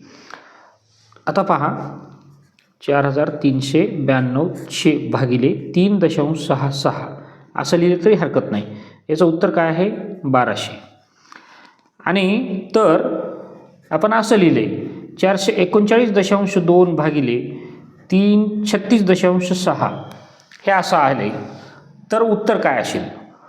आता एक लक्षात घ्यायचं आहे की हा जो भागाकार आहे, हा भागाकार केल्यावर उत्तर काय येतं. आणि आता या ठिकाणी जर उत्तर केलं, समजा हा दशांश नाही असं समजलं आपण, मग 366 भागिले, आता हे 1200 आहे तर ह्याचा भागाकार 12 येतो, जो येतो तो, पण तो एवढा येतो, हा आहे म्हणजे. आणि ह्या दशांश स्थळानंतर 2 स्थळ आहेत म्हणजे 2 स्थळ. मग आता इथं काय केलं आपण की हा दशांश उडवला, हा दशांश उडवला, 366 भागिले हे 12 आलं. आता याचं इथं दशांशच नाही, मग 2 स्थळ राहतील का पुढं? 12च्या पुढं नाही. म्हणजे याचं उत्तर काय असेल? लॉजिक लावून उत्तर द्यायचं आहे. इथं ढोर मेहनत करत बसायचं नाही या प्रश्नाला. याचं पर्याय क्रमांक 12 म्हणजे ए. उत्तर काय असेल? प्रश्न क्रमांक 44चं जे उत्तर असेल ते पहिला पर्याय असेल. याचं उत्तर आहे ए. आता आपण 45व्या प्रश्नाकडे वळूया. एका चौरसाची परिमिती अशा आयताच्या परिमिती इतकी आहे की ज्याची लांबी 17 मीटर आणि रुंदी 11 मीटर आहे, तर त्या चौरसाचे क्षेत्रफळ वर्ग मीटरमध्ये म्हणजे किती स्क्वेअर मीटरमध्ये आहे? एक चौरस आहे विद्यार्थी मित्रांनो. आता त्याची पहा, या ठिकाणी आपण रफ कार्य करूया. हां, पहा, आता आपल्याला तर हे पुन्हा एकदा लक्ष देऊन पाहू. ह्या एक चौरस आहे, याच्या चारही बाजू समान आहेत. काय म्हणते? एका चौरसाची परिमिती अशा आयताच्या परिमिती इतकी आहे की हा आयत आहे आणि या आयताची काय आहे? लांबी 17 मीटर आहे आणि रुंदी 11 मीटर आहे. मग अगोदर या आयताची परिमिती काढावी लागेल आणि ही परिमिती या चौरसाची आहे. तर आयताची परिमिती बरोबर 2 कंसात लांबी अधिक रुंदी, पटकन लिहायचं सूत्र आहे 2 कंसात 17 अधिक 11. आपल्याला इथे का पद्धत नाही आवश्यक, म्हणजेच 2 कंसात 7 आणि 1 8, 1 आणि 1 2, 28 गुणिले 2 बरोबर काय आलं? 56. काय आली? मीटर. काय आली? ह्या आयताची परिमिती. आता या चौरसाची परिमिती सुद्धा किती आहे? चौरसाची परिमिती बरोबर 4 गुणिले बाजू हे सूत्र आहे, आपल्याला हे माहिती पाहिजे. बरोबर किती आहे? 56. 4 गुणिले बाजू म्हणजे बाजूला 4 न गुणलं की 56 परिमिती येते. मग बाजू बरोबर 56 भागिले 4, 4 1 4, 4 1 4, 1 उरला, 1 दशक 6 16 झाले, 4 चौक 16. म्हणजेच या चौरसाची बाजू बरोबर किती आहे? 14 आहे. तर चौरसाचे क्षेत्रफळ बरोबर बाजू गुणिले बाजू काय होतं? बाजू गुणिले बाजू क्षेत्रफळ बरोबर. लक्षात घ्या, आता रफ कार्य करत असताना आपल्याला अशाच पद्धतीने करावं लागणार आहे. चौरसाचे क्षेत्रफळ बरोबर बाजू गुणिले 14 गुणिले 14. तर 14 गुणिले 14, 14चा वर्ग माहिती आहे आपल्याला 196 चौरस मीटर आहे. लक्षात, म्हणजेच या प्रश्नाचं उत्तर हे पर्याय क्रमांक 1 असेल. कसं कसं केलं मी तुम्हाला तुम्ही लक्षात घ्या. आणि हा प्रश्न आहे 45वा, त्याचं उत्तर पर्याय क्रमांक ए हे आहे 196. आता हे तुम्ही थोडंसं मागे घेऊन पाहू शकता किंवा व्यवस्थित त्याच्याकडं लक्ष देऊन पाहू शकता. आता आपण 46वा प्रश्न लगेच वाचूया. 46वा प्रश्न पहा.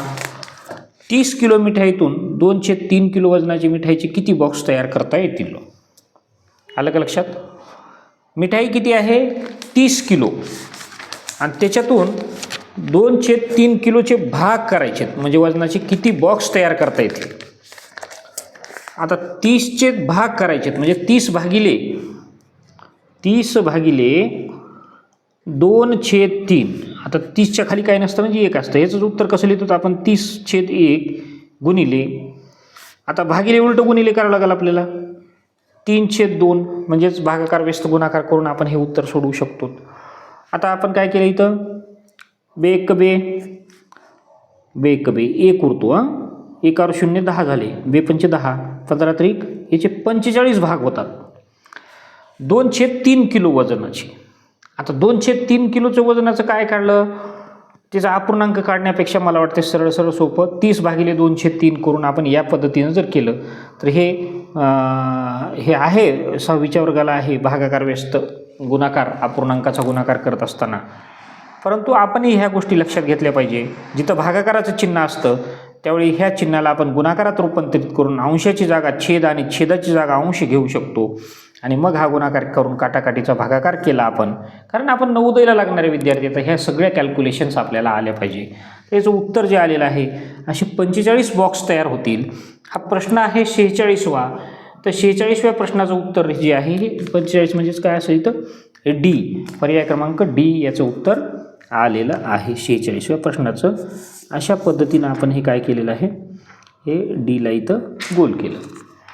आता आपण पुढचा प्रश्न घेऊया. 47वा प्रश्न असेल तो. 47वा प्रश्न बघा, इथंच वर आहेत. एका म्हणजे पुस्तकामधलं असल्यामुळं असे आहेत, तुमच्या प्रश्नपत्रिकेत सेपरेट प्रश्न असतात, अशी उभी रेषा वगैरे नसते. एका आयताकार प्लॉटचे क्षेत्रफळ 616 वर्गमीटर आहे, स्क्वेअर मीटर आहे. याची रुंदी 22 मीटर आहे.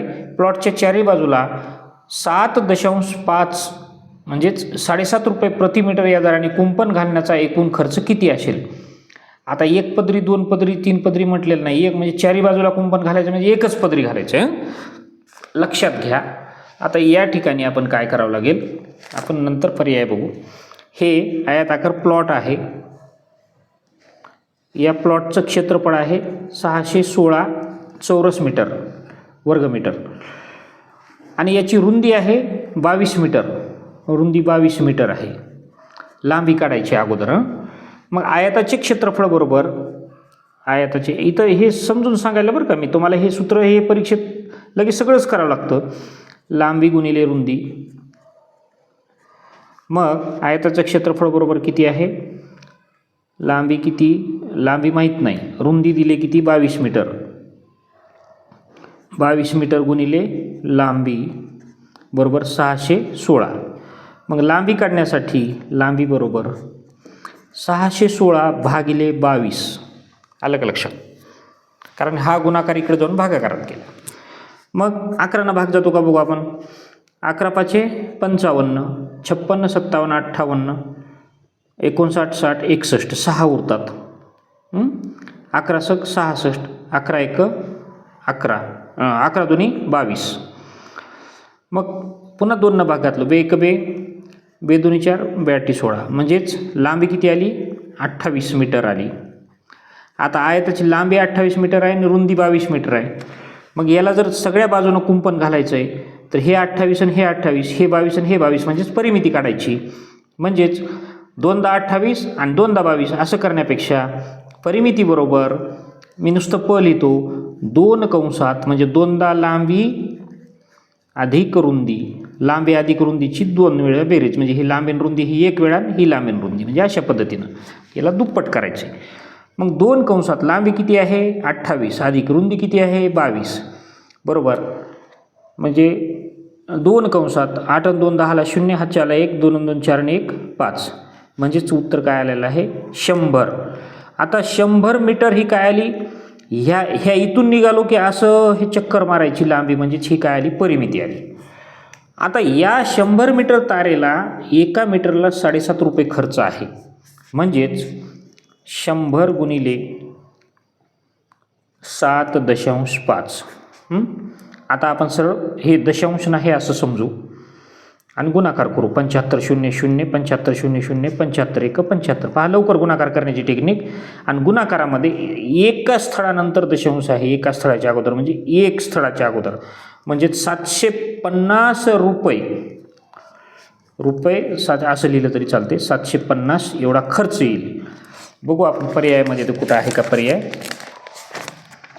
हां 47वा प्रश्न रुपये 750 आपलं उत्तर काय झालेलं आहे बरोबर आलेला आहे. पर्याय क्रमांक डी. आपण काय करायचं लगेच ही उत्तरपत्रिका घ्यायची, इथं 47 क्रमांक बघायचा आणि डीला काय करायचं हे गोल करायचं. आता आपण 48वा प्रश्न बघू. जर a/b अपूर्णांकामध्ये जिथे a बरोबर b वजा 3 आणि a अधिक 10/b वजा a/b बरोबर 10/7 आहेत, तर a/b ची किंमत काय असेल. आता हे तुम्हाला अक्षरं दिसतील खूप, परंतु या अक्षरांना अजिबात घाबरून जायचं नाही. अगोदर आपण काय करू इथं लिहूया. हे पहा a अधिक 10/b वजा a/b बरोबर 10/7 आहे. आता या ठिकाणी हे पहा इथं थोडंसं आता हे बी छेद सारखे आहेत. आता आपण अपूर्णांकाची बेरीज शिकली. समछेद अपूर्णांक जर छेद समान असेल तर अंशांशाची बेरीज केली जाते. हे बी बरोबर आहे. इथं काय केलं तसंच ठेवलं. a अधिक 10 वजा a बरोबर 10/7. हे अधिक a मधून वजा a गेलं काहीच नाही राहिलं. मग इथं काय उरले 10/b बरोबर 10/7. आता तिरकस गुणाकार करू आपण, म्हणजेच 10 गुणिले b बरोबर 10 गुणिले 7. मग b बरोबर हे गुणाकारातलं 10 इकडं आलं, हे 10. बीची किंमत काय आली 7 आली. बीची किंमत काय आली 7 आली. इथं काय दिले a बरोबर b वजा 3. आता a ची किंमत काढायची. a बरोबर b वजा 3.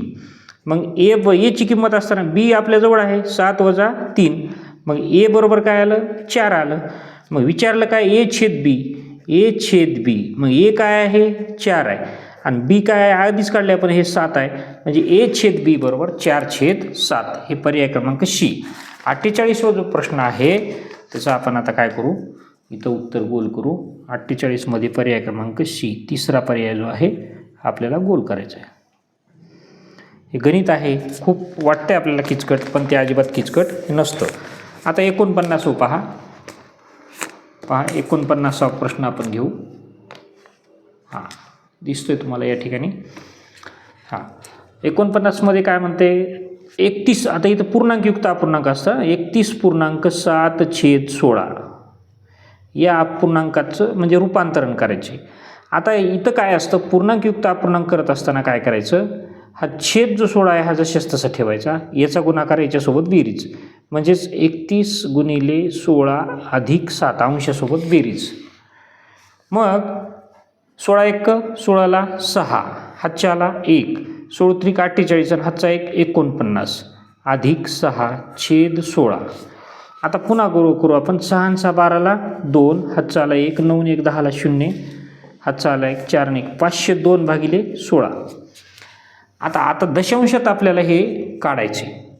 मग दशांशामध्ये काढत असताना 16 1 16, 16 2 32, 16 3 48, 49 50 2 उरले, 16 1 16. आता 17 18 19 20 21 22 6 उरलेत खाली. आता 6 उरलेत पहा 22 म्हणून. आता ह्याला 6ला भाग जात नाही म्हणून दशांश दिला. इथं 60 झाली. मी इथंच करून देते. 16 3 48, 16 4 64. मग आता आपल्याला भाग कशानं घालावं लागेल, 16 एक 16 दुनी 32, 16 त्रिक 48, 16 चौक 64. आपलं काही चुकतं आहे का? परंतु नजर चुकीनं अशा घाई गडबडीमध्ये एक होऊ शकते. हे पहा इथं 7 आहे. मग आपण हे 7 मिसळायच्या ऐवजी काय केलं, ह्याचा गुणाकार केला आणि इथं 6 कुठून लिहून ठेवले आपल्यालाच माहीत नाही. असं म्हणजे 6 आणि 7 13ला 3, 503 येते. आता म्हणजेच हे पहा हे 23 झालं. 16 एक 16, 16 आणि 7 23, मग दशांश दिल्यावर 70 झालं. 16 चौक 64. आता काय उरतात? 6 उरतात, म्हणजे ते पुन्हा होतात 60. 16 एक 16, 16 दुनी 32, 16 त्रिक 48, 16 चौक 64 नाही, मग 3चाच भाग बसतो. 16 त्रिक 48. आता इथं काय राहिले? 12 राहिले. आता 12 राहिल्यानंतर पुन्हा 0 आपल्याला दशांशानंतर घेता येतो. 16 पंचे 80, 16 सत्ती 96, 16 सत्ता 112, 16 सत्ता 112, म्हणजे 4 3 7. मग 112 नंतर काय उरतात? 8 उरतात, मग 80 होतात. 16 पंचे 80, म्हणजेच 31.43755 हे उत्तर आहे. पहा इथं थोडीशी कन्फ्युजन झालं होतं आपलं. अशा गोष्टी घडतात परीक्षेमध्ये, मी त्याला लाईव्हच तसंच ठेवलेलं आहे. तर हे जे उत्तर आहे 31.4375, 31.43, पर्याय क्रमांक सी हा याचं उत्तर आहे. आपण आता 49वा प्रश्न घेऊया आणि त्याचं या ठिकाणी सी पर्याय, तिसरा पर्याय गोल करूया. पर्याय क्रमांक सी हे पहा. आता आपण हा 50वा प्रश्न बघू. एका चौरसाची प्रत्येक बाजू तिच्या 1/3 इतकी कमी केल्यास चौरसाचे क्षेत्रफळ काय असेल? आता एक लक्षात घ्या, एक चौरस आहे आणि त्याची जी बाजू आहे ती बाजू आहे किती? 12 सेमी बाजू आहे किंवा मीटर जे काय असेल ते. मग ती आता 12 असताना तिचं क्षेत्रफळ किती होतं? 12 गुणिले 12 बाजूचा वर्ग चौरसाचे क्षेत्रफळ बरोबर 144 चौरस मीटर. आता ही बाजू 12 जी आहे हिला काय करायचं? 1/3 एवढं कमी करायचं, म्हणजेच 1/3 करायचं त्याचं 12चं. 3 एक 3, 3 चौक 12, म्हणजे 4 चौक 16 एवढं क्षेत्रफळ येईल. मग 16नं आलेलं क्षेत्रफळ हे किती कमी होतं? तर पहा 16 भागिले 144 हे करून बघू आपण. म्हणजे ह्या दोन्हीत किती फरक आहे, कितीनं कमी झालं हे? बेदोन्ही 4 भागलं, 4 चौक 16, 4 त्रिक 12, 13 14, 2 उरते, 4 सख 24, 4 एक 4, 4 9 36, म्हणजे 1/9, 1/9 काय झालं? हे क्षेत्रफळ कमी झालं. म्हणजे आता इथं पर्याय काय आहे? 1/9, पर्याय क्रमांक डी. 50वा जो प्रश्न आहे ह्याचं जे उत्तर आहे हे पर्याय क्रमांक डी हे आहे. आपण आता इथं प्रश्न 50वा पाहू. हां, इथं डी. अशा पद्धतीनं आपण एक प्रश्न सोडवत पुढं चालायचे. आता हे गणित थोडं लक्ष देऊ आपण की 2540मध्ये विकल्यानंतर होणारा लाभ म्हणजे नफा झाला. आता पहा नफा बरोबर कधी नफा होतो? जर विकलेली विक्री किंमत वजा खरेदी किंमत, म्हणजे आणलेली विकत वस्तू आणली 2 रुपयाला आणि 5ला विकली तर नफा झाला. मग खरेदी किंमत इथं माहीत नाही, मग खरेदी किंमत बरोबर आपण काय मानू? एक्स मानू. एक्स समजायचे. मग नफा बरोबर काय? म्हणजे इथं लाभ झाला म्हणजे नफा झाला. कधी झाला? विक्री किंमत जर 2540ला आणलेली वस्तू तिची खरेदी किंमत ₹1 होती. तेवढीच पहा ही वस्तू विकल्यानंतर होणाऱ्या तोट्या इतका आहे की या वस्तूला जर 1850मध्ये विकलं म्हणजे विक्री किंमत मोठी असते तेव्हा नफा झाला. आता विक्री किंमत किती आहे? 1850, पण इथं काय झालेलं आहे? तोटा झालेला आहे. तोटा बरोबर खरेदी किंमत म्हणजे आणली वस्तू 10 रुपयाला आणि विकली 7 रुपयाला वजा विक्री किंमत. खरेदी किंमत वजा विक्री किंमत. लक्ष देऊन पहा आता. मग खरेदी किंमत काय होती? एक्स वजा विक्री किंमत किती? 1850 होती. आणि हे दोन्ही सारखंच आहे. म्हणजे 2540ला विकलं तर नफा झाला, तेवढाच तोटा 1850ला विकल्यावर झाला. म्हणजे ह्याच्यात बरोबरचं चिन्ह ठेवायचं. इकडे लक्ष द्या. 2540 वजा एक्स बरोबर तेवढाच तोटा कधी होतो? एक्स वजा 1850, म्हणजे इथं तोटा होतो, या कंडिशनमध्ये नफा होतो. आता हे ऋण एक्स इकडे जाऊन धन होतो. 2540 पहा, लक्ष देऊन पहा. 2540 हे ऋण 1850 इकडे येऊन काय झाले? धन 1850 बरोबर एक्स अधिक एक्स. म्हणजेच एक्स. आता ह्यांची बेरीज 0 आणि 0 0, 5 आणि 4 9, 8 आणि 5 13ला 3, हातचा आला 1, 1 आणि 1 2 आणि 2 4003 बरोबर. एक्स आणि एक्स 2x. आता आपल्याला काय करावं लागेल, हे एक्स बरोबर हे गुणाकारातला इकडे आणून भागाकारात करावं लागेल. एक्स बरोबर 4390 भागिले 2, बे एक बे, बे दोन्ही 4, बे एक बे, 1 उरला, 92 18, 1 उरला, बे पंच 10, म्हणजे एक्स बरोबर 2195 रुपये काय होती तिची खरेदी किंमत.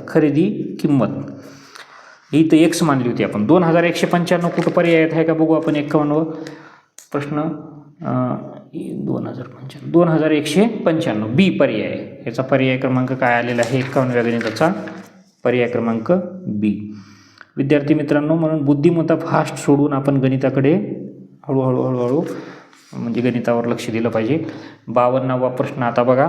52वा प्रश्न काय म्हणतो आपण.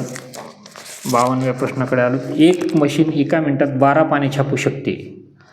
5760 पानांच्या छपाईसाठी किती वेळ लागेल. बघा, 1 मिनिटात 12 पाने हा तिचा वेग आहे एका मिनिटात. मग ह्याचे मिनटं काढले. 5760 भागिले जर 12 केलं तर ह्याला लागणारे मिनटं निघतील हे छापल्यानंतर. मग त्या मिनटाचे आपण तास करू. 12 1 12, 12 त्रिक 36, 12 चौक 48, 12 पंचे 60, 12 त्रिक 36. आता आपण मोठाच भागाकार करतोय किंवा असं नाही लक्षात आलं 5760 भागिले 12 असं करा. 12 त्रिक 36, 1 उरला, 2 उरले, वरून घेतला, 12 चौक 48, हो सॉरी 17मधून 8 गेले, 9 उरले. मी थोडंसं इथं लिहितो पहा, गडबडीमध्ये अशा का होऊ शकतं. 5760 भागिले 12 आपल्याला हे करायचे. 12 चौक 48, 17मधून 8 गेले, 9 राहिले, इथं 0 आलं, वरून घेतलं 6, 12 8 96, हा 0 वरून आला म्हणून इथं 0चा 480 मिनिट. 480 काय आले मिनिट, ह्याचे तास करायचे आहेत आपल्याला.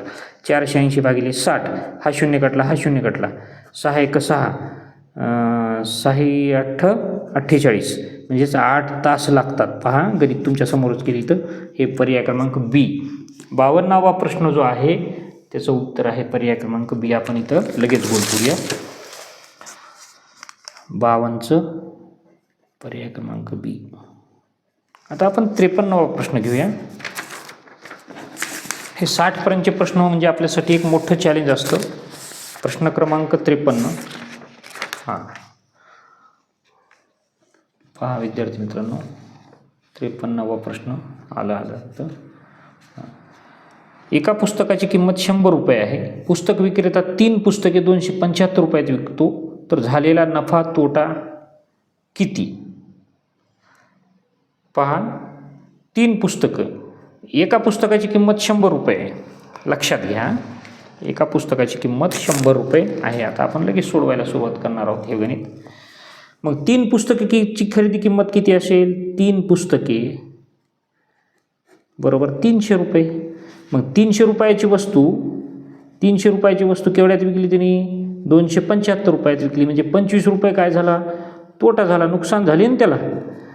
आलं का लक्षात. 3 पुस्तके 200, झालेला नफा आपली तोटा किती, तर तोटा 25 रुपये. पर्याय क्रमांक डी. 53वा जो प्रश्न आहे, 53व्या प्रश्नाचं उत्तर पर्याय क्रमांक डी. आपण लगेच गोल करू. काही काही असे गणित बोनस म्हणून मिळतात आपल्याला की झटकन आपल्याकडनं सुटले जातात.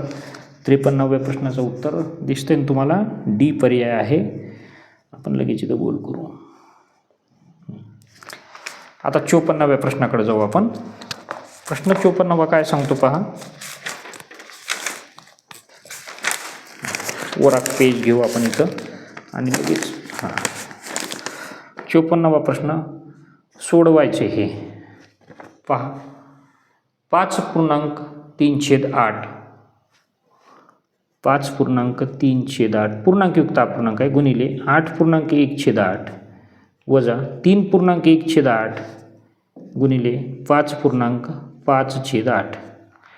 आता इथं काय करावं लागेल पहा, आपल्याला याला अंशाधिक अपूर्णांकात रूपांतर करायचं. म्हणजे याचा गुणाकार 5 40 आणि 3 43/8 गुणिले आठी आठी 64 आणि 1 65/8 वजा 8 त्रिक 24 आणि 1 25/8 गुणिले 85 40 आणि 5 45/8. आता आपण हा गुणाकार बेरीज वजाबाकी अगोदर आपल्याला करून घ्यावं लागेल. आपल्याला उत्तर खाली पाहिजे. मग अंशाचा गुणाकार जर केला 43 गुणिले 65 आणि 25 गुणिले 45. आता आपण इथलं करू शकतो. समजा 8 8 64 हे करू शकतो. 25 5 125ला 5 हातचे आले 12, 25 1 100 आणि 12 112 हे उत्तर आलं. आता आपल्याला इथे पण 8 8 64 केलं आपण. वरच्याचा गुणाकार करायचा. असा नाही गुणाकार आला आपल्याला. आपण काय करूया 65 गुणिले 43 असा गुणाकार करू. 3 5 15ला 5 हातचे आला 1, 3 6 18 आणि 1 19, 4 5 20ला 0 हातचे आले 2, 4 6 24 आणि 2 26, 5 5 9 6 आणि 1 7 2795. आता छेद समान आहे. वजाबाकी करू. म्हणजेच 2795 वजा 1125. 5मधून 5 गेले 0, 9मधून 2 गेले 7, 7मधून गेले 6, 1670 भागिले 64. आता आपण कितीने भाग जातो तो पाहूया इथं. कारण छेद 64 आहे.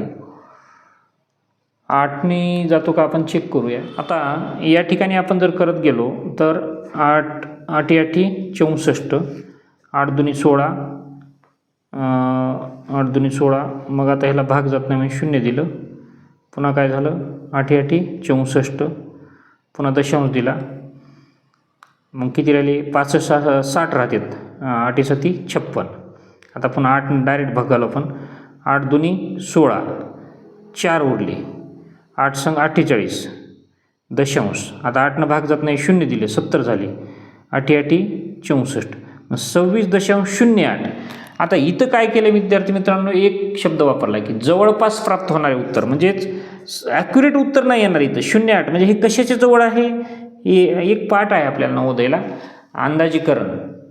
अंदाजीकरण नावाचा पाठ आहे. तर त्या ठिकाणी हे आहे की ह्याला काय म्हणायचं तर ह्याला 26च म्हणायचं. म्हणजे ह्याचा पर्याय क्रमांक बी हे उत्तर 54व्या प्रश्नाचं असेल. मात्र हा प्रश्न फार आपल्याला गोंधळात टाकतो. मग उत्तर तर करेक्ट सापडना, आपण तर केलेल्या सगळ्या क्रिया बरोबर आहेत, मग आपलं कुठं काय झालं असेल. तर आपलं काहीही झालेलं नाही. जवळपास हा शब्द हा लक्षात ठेवायचा. हा एकदम हुशार मुलांच्या म्हणजे डोक्याला चॅलेंज करणारा हा प्रश्न असतो. आता आपण पुढचा प्रश्न घेऊया. 55वा प्रश्नाकडे आपण आलेलो आहोत. आता पहा, एकक दशक शतक 30,009 म्हणजेच 30,009 म्हणजे 30 10,000 आणि 9 दशक. 55वा प्रश्न आहे पहा की 30,000 आणि 9 शतक नाही, 9 शतक नाही, 9 एकक आहे. 3 10,000 म्हणजे 30,000 आणि 9 एकदा. हे उत्तर शी बरोबर आहे. 3 10,000 म्हणजे 30,000 आणि 9 एकदा. म्हणजेच 55व्या प्रश्नाचं उत्तर आपल्याला काहीही कॅल्क्युलेशन न करता मिळालेलं आहे या ठिकाणी. ते काय आहे तर शी, तिसरा क्रमांक आहे. 55वा प्रश्न हे पहा, ए बी आणि सी. इथं मग जसं उशीर होईल तसं आपले मग धडकन वाढलेली असते, गडबड झालेली असते. ते असं अजिबात होऊ द्यायचं नाही. आता 56व्या प्रश्नावर आपण आलेलो आहोत. पहा, सुमितचे वजन 107 किलोग्रॅम आहे आणि संजयचे वजन 82 किलोग्राम आहे. दोघांचे वजन नजीकच्या दशकापर्यंत विचारात घेतले तर दोघांच्या वजनातील तफावत किती असेल. नजीकच्या दशकापर्यंत विचारात घेतले तर, हे सुद्धा अंदाजीकरणावर आधारित प्रश्न आहे.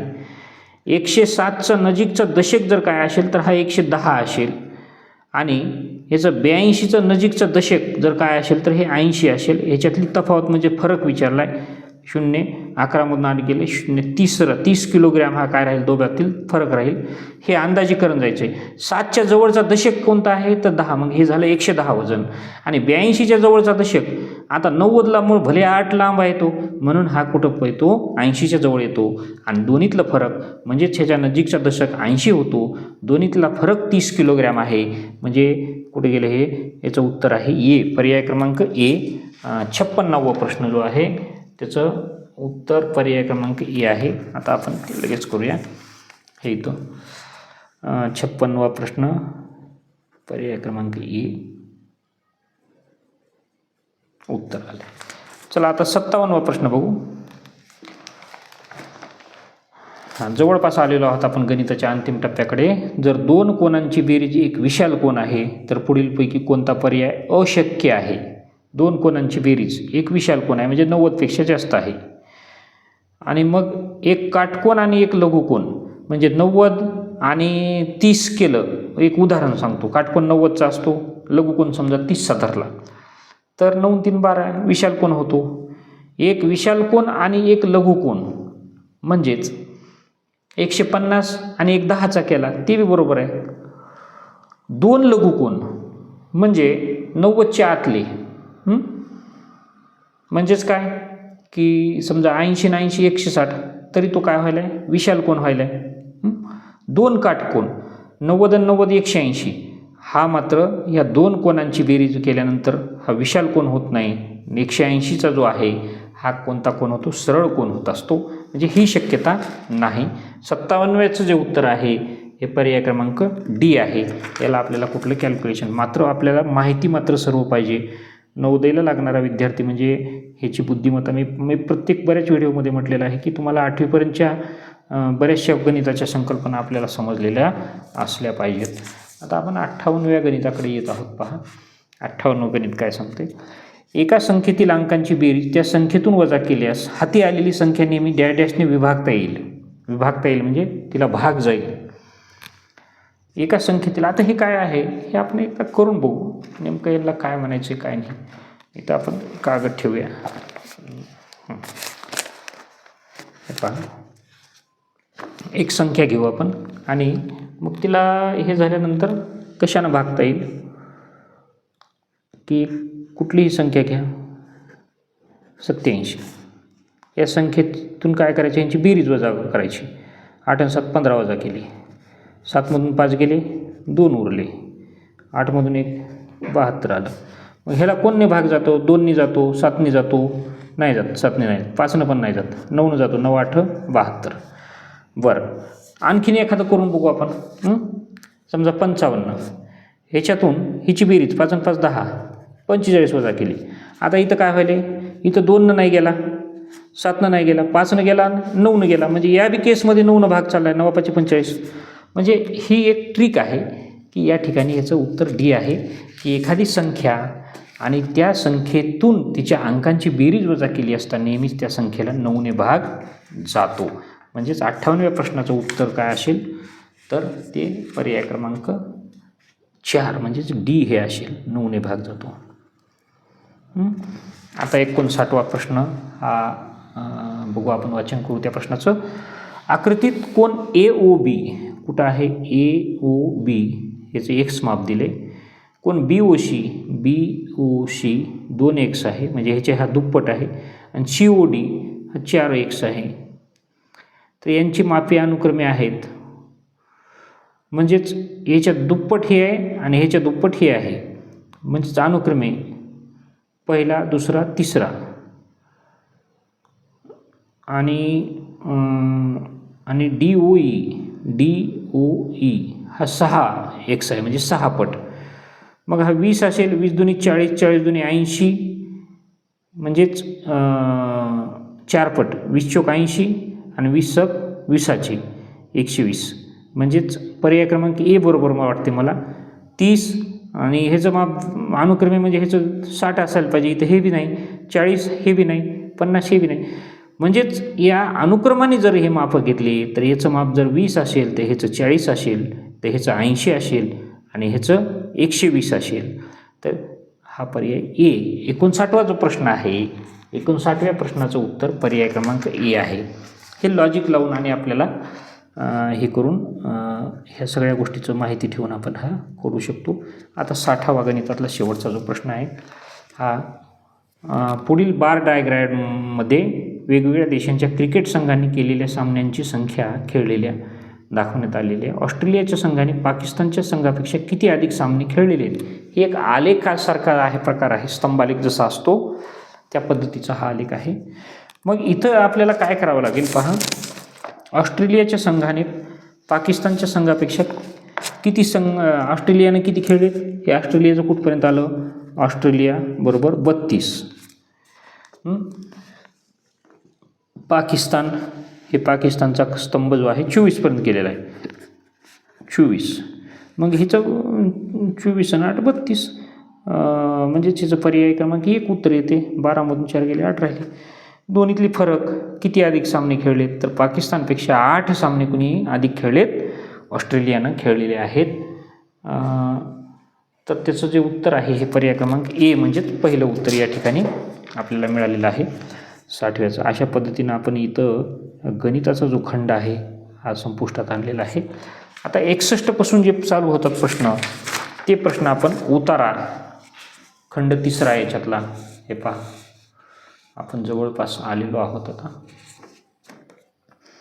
4 उतारे आहेत, काळजीपूर्वक वाचायचेत आणि त्याचे बरोबर उत्तरं OMRमध्ये द्यायचे. आता पहिला उतारा आपण इथून घेऊया सरळ सरळ. उतारा क्रमांक 1 कृतज्ञता. मुळात हा शब्दच असा आहे. कृतज्ञता म्हणजे केलेले उपकार जाणणारा, व्यक्त करणे हा एक उत्तम गुण आहे आणि तो प्रत्येक माणसात असलाच पाहिजे ही एक भावना आहे. त्यातून आपण आता अगोदर थोडेसे प्रश्नही वाचून घ्यायचे. आभार म्हणजे काय? त्यातून आपण इतरांबद्दल आभार व्यक्त करतो. आभार म्हणजे काय? तर आपण वेगवेगळ्या प्रकारे कृतज्ञता व्यक्त करू शकतो. आपण आपले विचार, शब्द आणि कृतीतून कृतज्ञ असू शकतो. जेव्हा आपण आभार व्यक्त करतो तेव्हाच आपण कृतज्ञ असतो. आपल्याला मदत करणाऱ्या प्रत्येकाबद्दल आपण कृतज्ञ असायलाच पाहिजे. ईश्वराबद्दलही आपल्या मनात कृतज्ञता असावी, कारण त्यानेच आपल्याला अनेक उत्तम गोष्टी बहाल केल्या आहेत. आपण ईश्वराला अगदी अंतःकरणातून आभार व्यक्त केले पाहिजेत. म्हणजे त्यांनी इथं म्हणलं ईश्वराबद्दल कृतज्ञता असावी आणि आभार व्यक्त केले पाहिजेत. म्हणजेच कृतज्ञता म्हणजे काय किंवा आभार म्हणजे काय? तर कृतज्ञता. याचं 61चं जे उत्तर आहे हे पर्याय क्रमांक डी असेल आपलं. या ठिकाणाहून आपण लगेच सुरुवात करूया.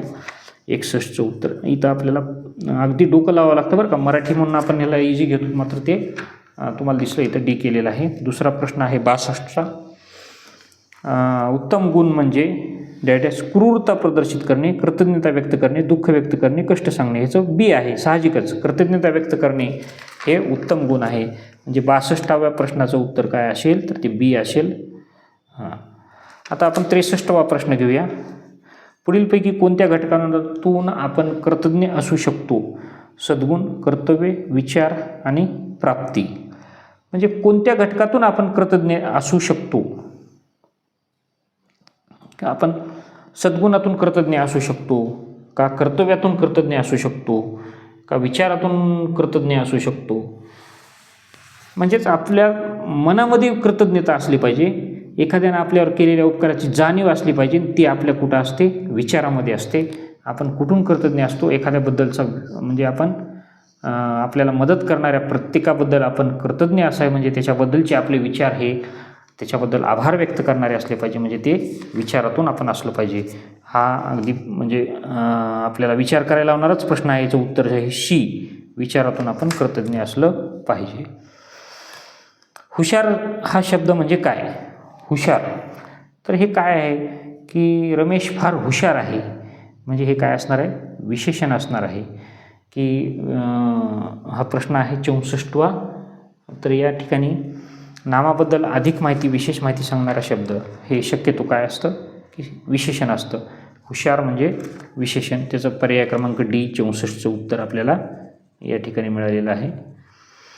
65वा प्रश्न पहा. सद्गुण म्हणजे काय? की गुण, शौर्य, दुष्ट, शांती. आता इथं आपल्याला पहा थोडंसं म्हणजे या प्रश्नाबद्दल आपण चर्चा करू किंवा विचार केला तर शौर्य म्हणजे म्हणजे कुठल्याही ठिकाणी दाखवलेलं धाडस असेल. दुष्ट म्हणजे ते तर म्हणजे क्रूरता आहे. शांती म्हणजे तिथं काही विषय नाही. म्हणजे शांती म्हणजे कुठेही आक्रमक न होणे, शांत असणे, संयमी असणे. पण तो सद्गुण म्हणजेच हा काय आहे? गुण आहे. 65व्या अगदी सोपा प्रश्न आहे. त्याचा पर्याय क्रमांक ए हे उत्तर आहे. अशा पद्धतीनं आपण एक उतारा संपवला. आणखी 3 उतारे आपल्याला संपवायचे आहेत. दुसरा उतारा आपण वाचूया. सामाजिक कार्यकर्ते महान पर्यावरणवादी सुंदरलाल बहुगुणा यांच्याबद्दल तुम्हाला नक्कीच माहिती असणार. त्यांचा जन्म उत्तराखंडच्या एका लहान खेड्यात झाला होता. त्यांचे गाव उंच डोंगरावर असून ते हिरव्यागार झाडांनी आच्छादित होते. त्यांचं गाव जंगल अनेक मौल्यवान झाडांनी गच्च भरले होते. क्रीडा सामग्री तयार करणाऱ्या अनेक कंपन्यांनी साधन तयार करण्यासाठी झाडे कापायला सुरुवात केली. परिणामी आजूबाजूच्या परिसरात विनाशक पूर यायला लागला. यामुळे लोकांना अनेक अडचणींना सामोरे जावे लागले. त्यांना जीवनात जंगलाचे महत्त्व लक्षात आले. म्हणजे लोकांना अडचणींना सामोरे जावे लागले. आता आपण पुढचा प्रश्न घेऊया. याच्यावरचे आधारित प्रश्न उतारा क्रमांक 2. तर या ठिकाणी मी उतारा ठेवतो, पहा, असू द्या, आणि आपण प्रश्न पण घेऊया. दोन्ही आपल्या समोर असेल, अशा ॲडजस्टमेंट करू आपण, काय हरकत नाही. सुंदरलाल बहुगुणा हे काय होते? महान कोण होते? कार्यकर्ते आणि पर्यावरणवादी. इथं पर्यावरणवादी आहे, म्हणजे 66ला अगदी वेळ न घालवता पहिला ए पर्याय आपण या ठिकाणी गोल केलेला आहे 66व्या प्रश्नाचा. 67 त्यांचे गाव डॅशने आच्छादित होते. लहानशा डोंगरावर, उंच डोंगरावर असून हिरव्या झाडांनी आच्छादित होते. म्हणजेच इथं काय विचारले? तपकिरी जंगलाने, हिरव्यागार झाडांनी. शी 67चं उत्तर काय असेल? तर सी. तिसरं उत्तर आहे 67वा प्रश्न, त्याचं उत्तर आहे सी. 68वा प्रश्न, झाडे कापल्यामुळे डॅश यायला तयार झाली, विनाशक पूर यायला तयार झाले. आपण अगदी सोपं वाचलेलं आहे. झाडे कापल्यामुळे काय झालं? तर विनाशक पूर आले. त्याचं ए हे उत्तर आहे 68चं ए. 69वा प्रश्न घेऊ आपण. सुंदरलाल बहुगुणा हे डॅश आहे. सामान्य नाम, समुच्चयवाचक नाम, भाववाचक नाम, विशेष नाम. सुंदरलाल बहुगुणा हे एका व्यक्तीचं नाव आहे. म्हणजेच काय आहे ते? एक कॉमन नेम आहे का, ग्रुपचं नाव आहे का? नाही, तर विशेष एका व्यक्तीचं नाव आहे, म्हणजे त्याला विशेष नाम म्हटलं जातं. 69चा जो पर्याय आहे हा डी पर्यायी आहे. पर्याय क्रमांक डी. आणि 70वा प्रश्न आहे. मौल्यवानचा समानार्थी पर्याय आहे घृणास्पद, म्हणजे ज्याची काय करावे? हेटफुल इंग्रजीमध्ये म्हणतो. अप्रिय, न आवडणारे. बहुमोल, अनुपयोगी, उपयोगी नसणारे. बहुमोल म्हणजे ज्याची खूप किंमत असते. मौल्यवान या शब्दाचा अर्थ. पर्याय क्रमांक सी हे 70व्या प्रश्नाचं उत्तर असेल. 71वा प्रश्न वाचण्यासाठी आपण काय करूया? आता आपण उतारा क्रमांक 3 घेऊया. पहा, उतारा क्रमांक 3 आपल्याला काय सांगतो? शास्त्रज्ञ आणि चिकित्सक आपल्या शरीरातील विविध यंत्रणा आणि अवयवांवर टीव्हीमुळे होणाऱ्या धोकादायक परिणामाबद्दल इशारा देत असतात. प्रत्येक व्यक्ती रोज सरासरी 3 ते 4 तास टी व्ही पाहते. त्यामुळे आपली दृष्टी क्षीण होते. क्षीण म्हणजे कमजोर होते. लहान मुलांवर जास्त परिणाम होतो, कारण ते खूप जवळून टी व्ही पाहतात. असे करणे जास्त धोकादायक आहे. त्यामुळे डोकेदुखीसारखा त्रास उद्भवतो. फार वेळ टी व्ही पाहणे आपल्या शारीरिक आणि मानसिक आरोग्यासाठी धोकादायक आहे. नृत्य, संगीत, हाणामारी यासारख्या कार्यक्रमांच्या कर्कश आवाजामुळे बधिरता येऊ शकते. एकाच अवस्थेत सतत टी व्ही पाहिल्यामुळे सांधेदुखी, पाठदुखी आणि स्नायू दुखायला लागतात. टी व्ही पाहत जेवण केल्याने पचनक्रिया शिथिल होऊन शरीराला स्थूलता येते. दहशत आणि हाणामारीच्या दृश्यामुळे तरुणामध्ये मानसिक आजार उद्भवतात. तर आता आपण हा उतारा आपण काय केलेला आहे? वाचन केलेलं आहे. जे थोडेसे प्रश्न बघू. 71वा प्रश्न काय सांगतो? दीर्घकाळ टी व्ही पाहिल्याने डॅश यावर परिणाम होत नाही. मानसिक आरोग्य याच्यावर परिणाम होतो. पाचनतंत्रावर होतो. वजनावर होतो, वजन वाढतो, पण तो उंचीवर परिणाम होत नाही. म्हणजे 71चं जे प्रश्नाचं उत्तर आहे ते पर्याय क्रमांक बी असेल आपलं. 71चं बी आहे. उंचीवर परिणाम होत नाही. 72वा प्रश्न बघू आपण. दहशत आणि हाणामारीच्या दृश्यामुळे तरुणामुळे मानसिक आजार उद्भवतात. मानसिक आजारांचा संबंध डॅश याच्याशी आहे. मानसिक आजार: मन, हृदय, पचनतंत्र, श्रवण क्षमता. म्हणजे मानसिक आजार उद्भवतात म्हणजे त्यांचं मन विचलित होतं. तर त्या ठिकाणी म्हणजे याचा संबंध जो आहे हा मनाशी आहे. 72वा पर्याय क्रमांक 1 येतो. आपण 73व्या प्रश्नाकडे लगेच जाऊया, अगदी वेळ न दवडता. 73वा प्रश्न बघा. टी व्हीचा परिणाम मुलांच्या दृष्टीवर जास्त होतो, कारण त्यांची पचनक्रिया मंदावते. नाही, टी व्ही पाहताना त्यांची बैठक चुकीची असते. ते टी व्ही खूप जवळून पाहतात. टी व्ही पाहताना ते जेवतात. दृष्टीवर परिणाम का होतो? कारण टी व्हीतले जे प्रकाश किरण असतात ते डोळ्यावर डायरेक्ट परिणाम करतात आणि ती जवळून पाहिल्यामुळं. म्हणजे माझ्या मते या 73व्या प्रश्नाचं उत्तर जे आहे हे 3ऱ्या क्रमांकाचं म्हणजे सी हे असेल. टी व्ही जवळून पाहिल्यामुळे. अशा पद्धतीनं आपल्याला हे उत्तरं शोधावी लागतात. पहा, 1-2 प्रश्न असतात कठीण, ते द्या सोडून. 74वा प्रश्न. शिथिलचा समानार्थी शब्द आहे. शिथिल म्हणजेच लूज इंग्रजीमध्ये. ताकद, व्यस्त, मंद, तीव्र. तर शिथिल म्हणजे काय?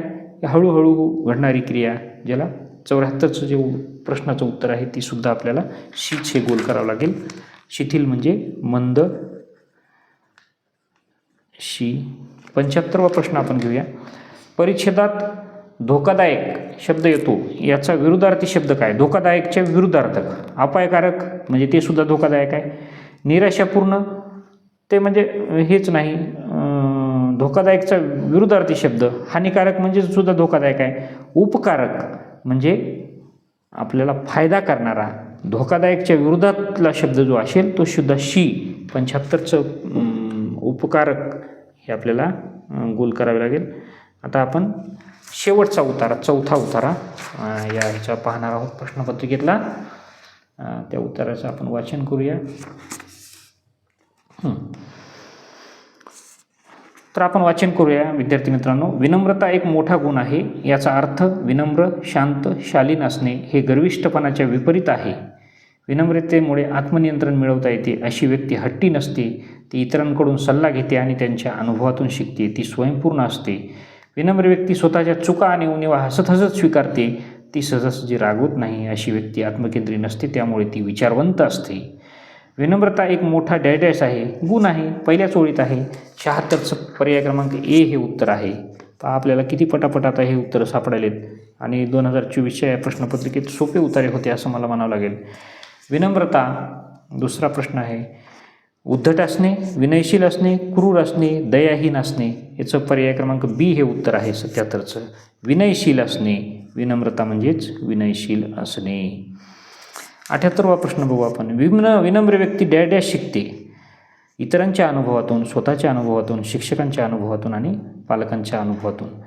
ते काय आहे की ती काय आहे, इतरांकडून सल्ला घेते आणि त्यांच्या अनुभवातून शिकते, म्हणजेच इतरांच्या अनुभवातून शिकते. 78व्या प्रश्नाचं उत्तर जे आहे ते सुद्धा काय आहे? ए.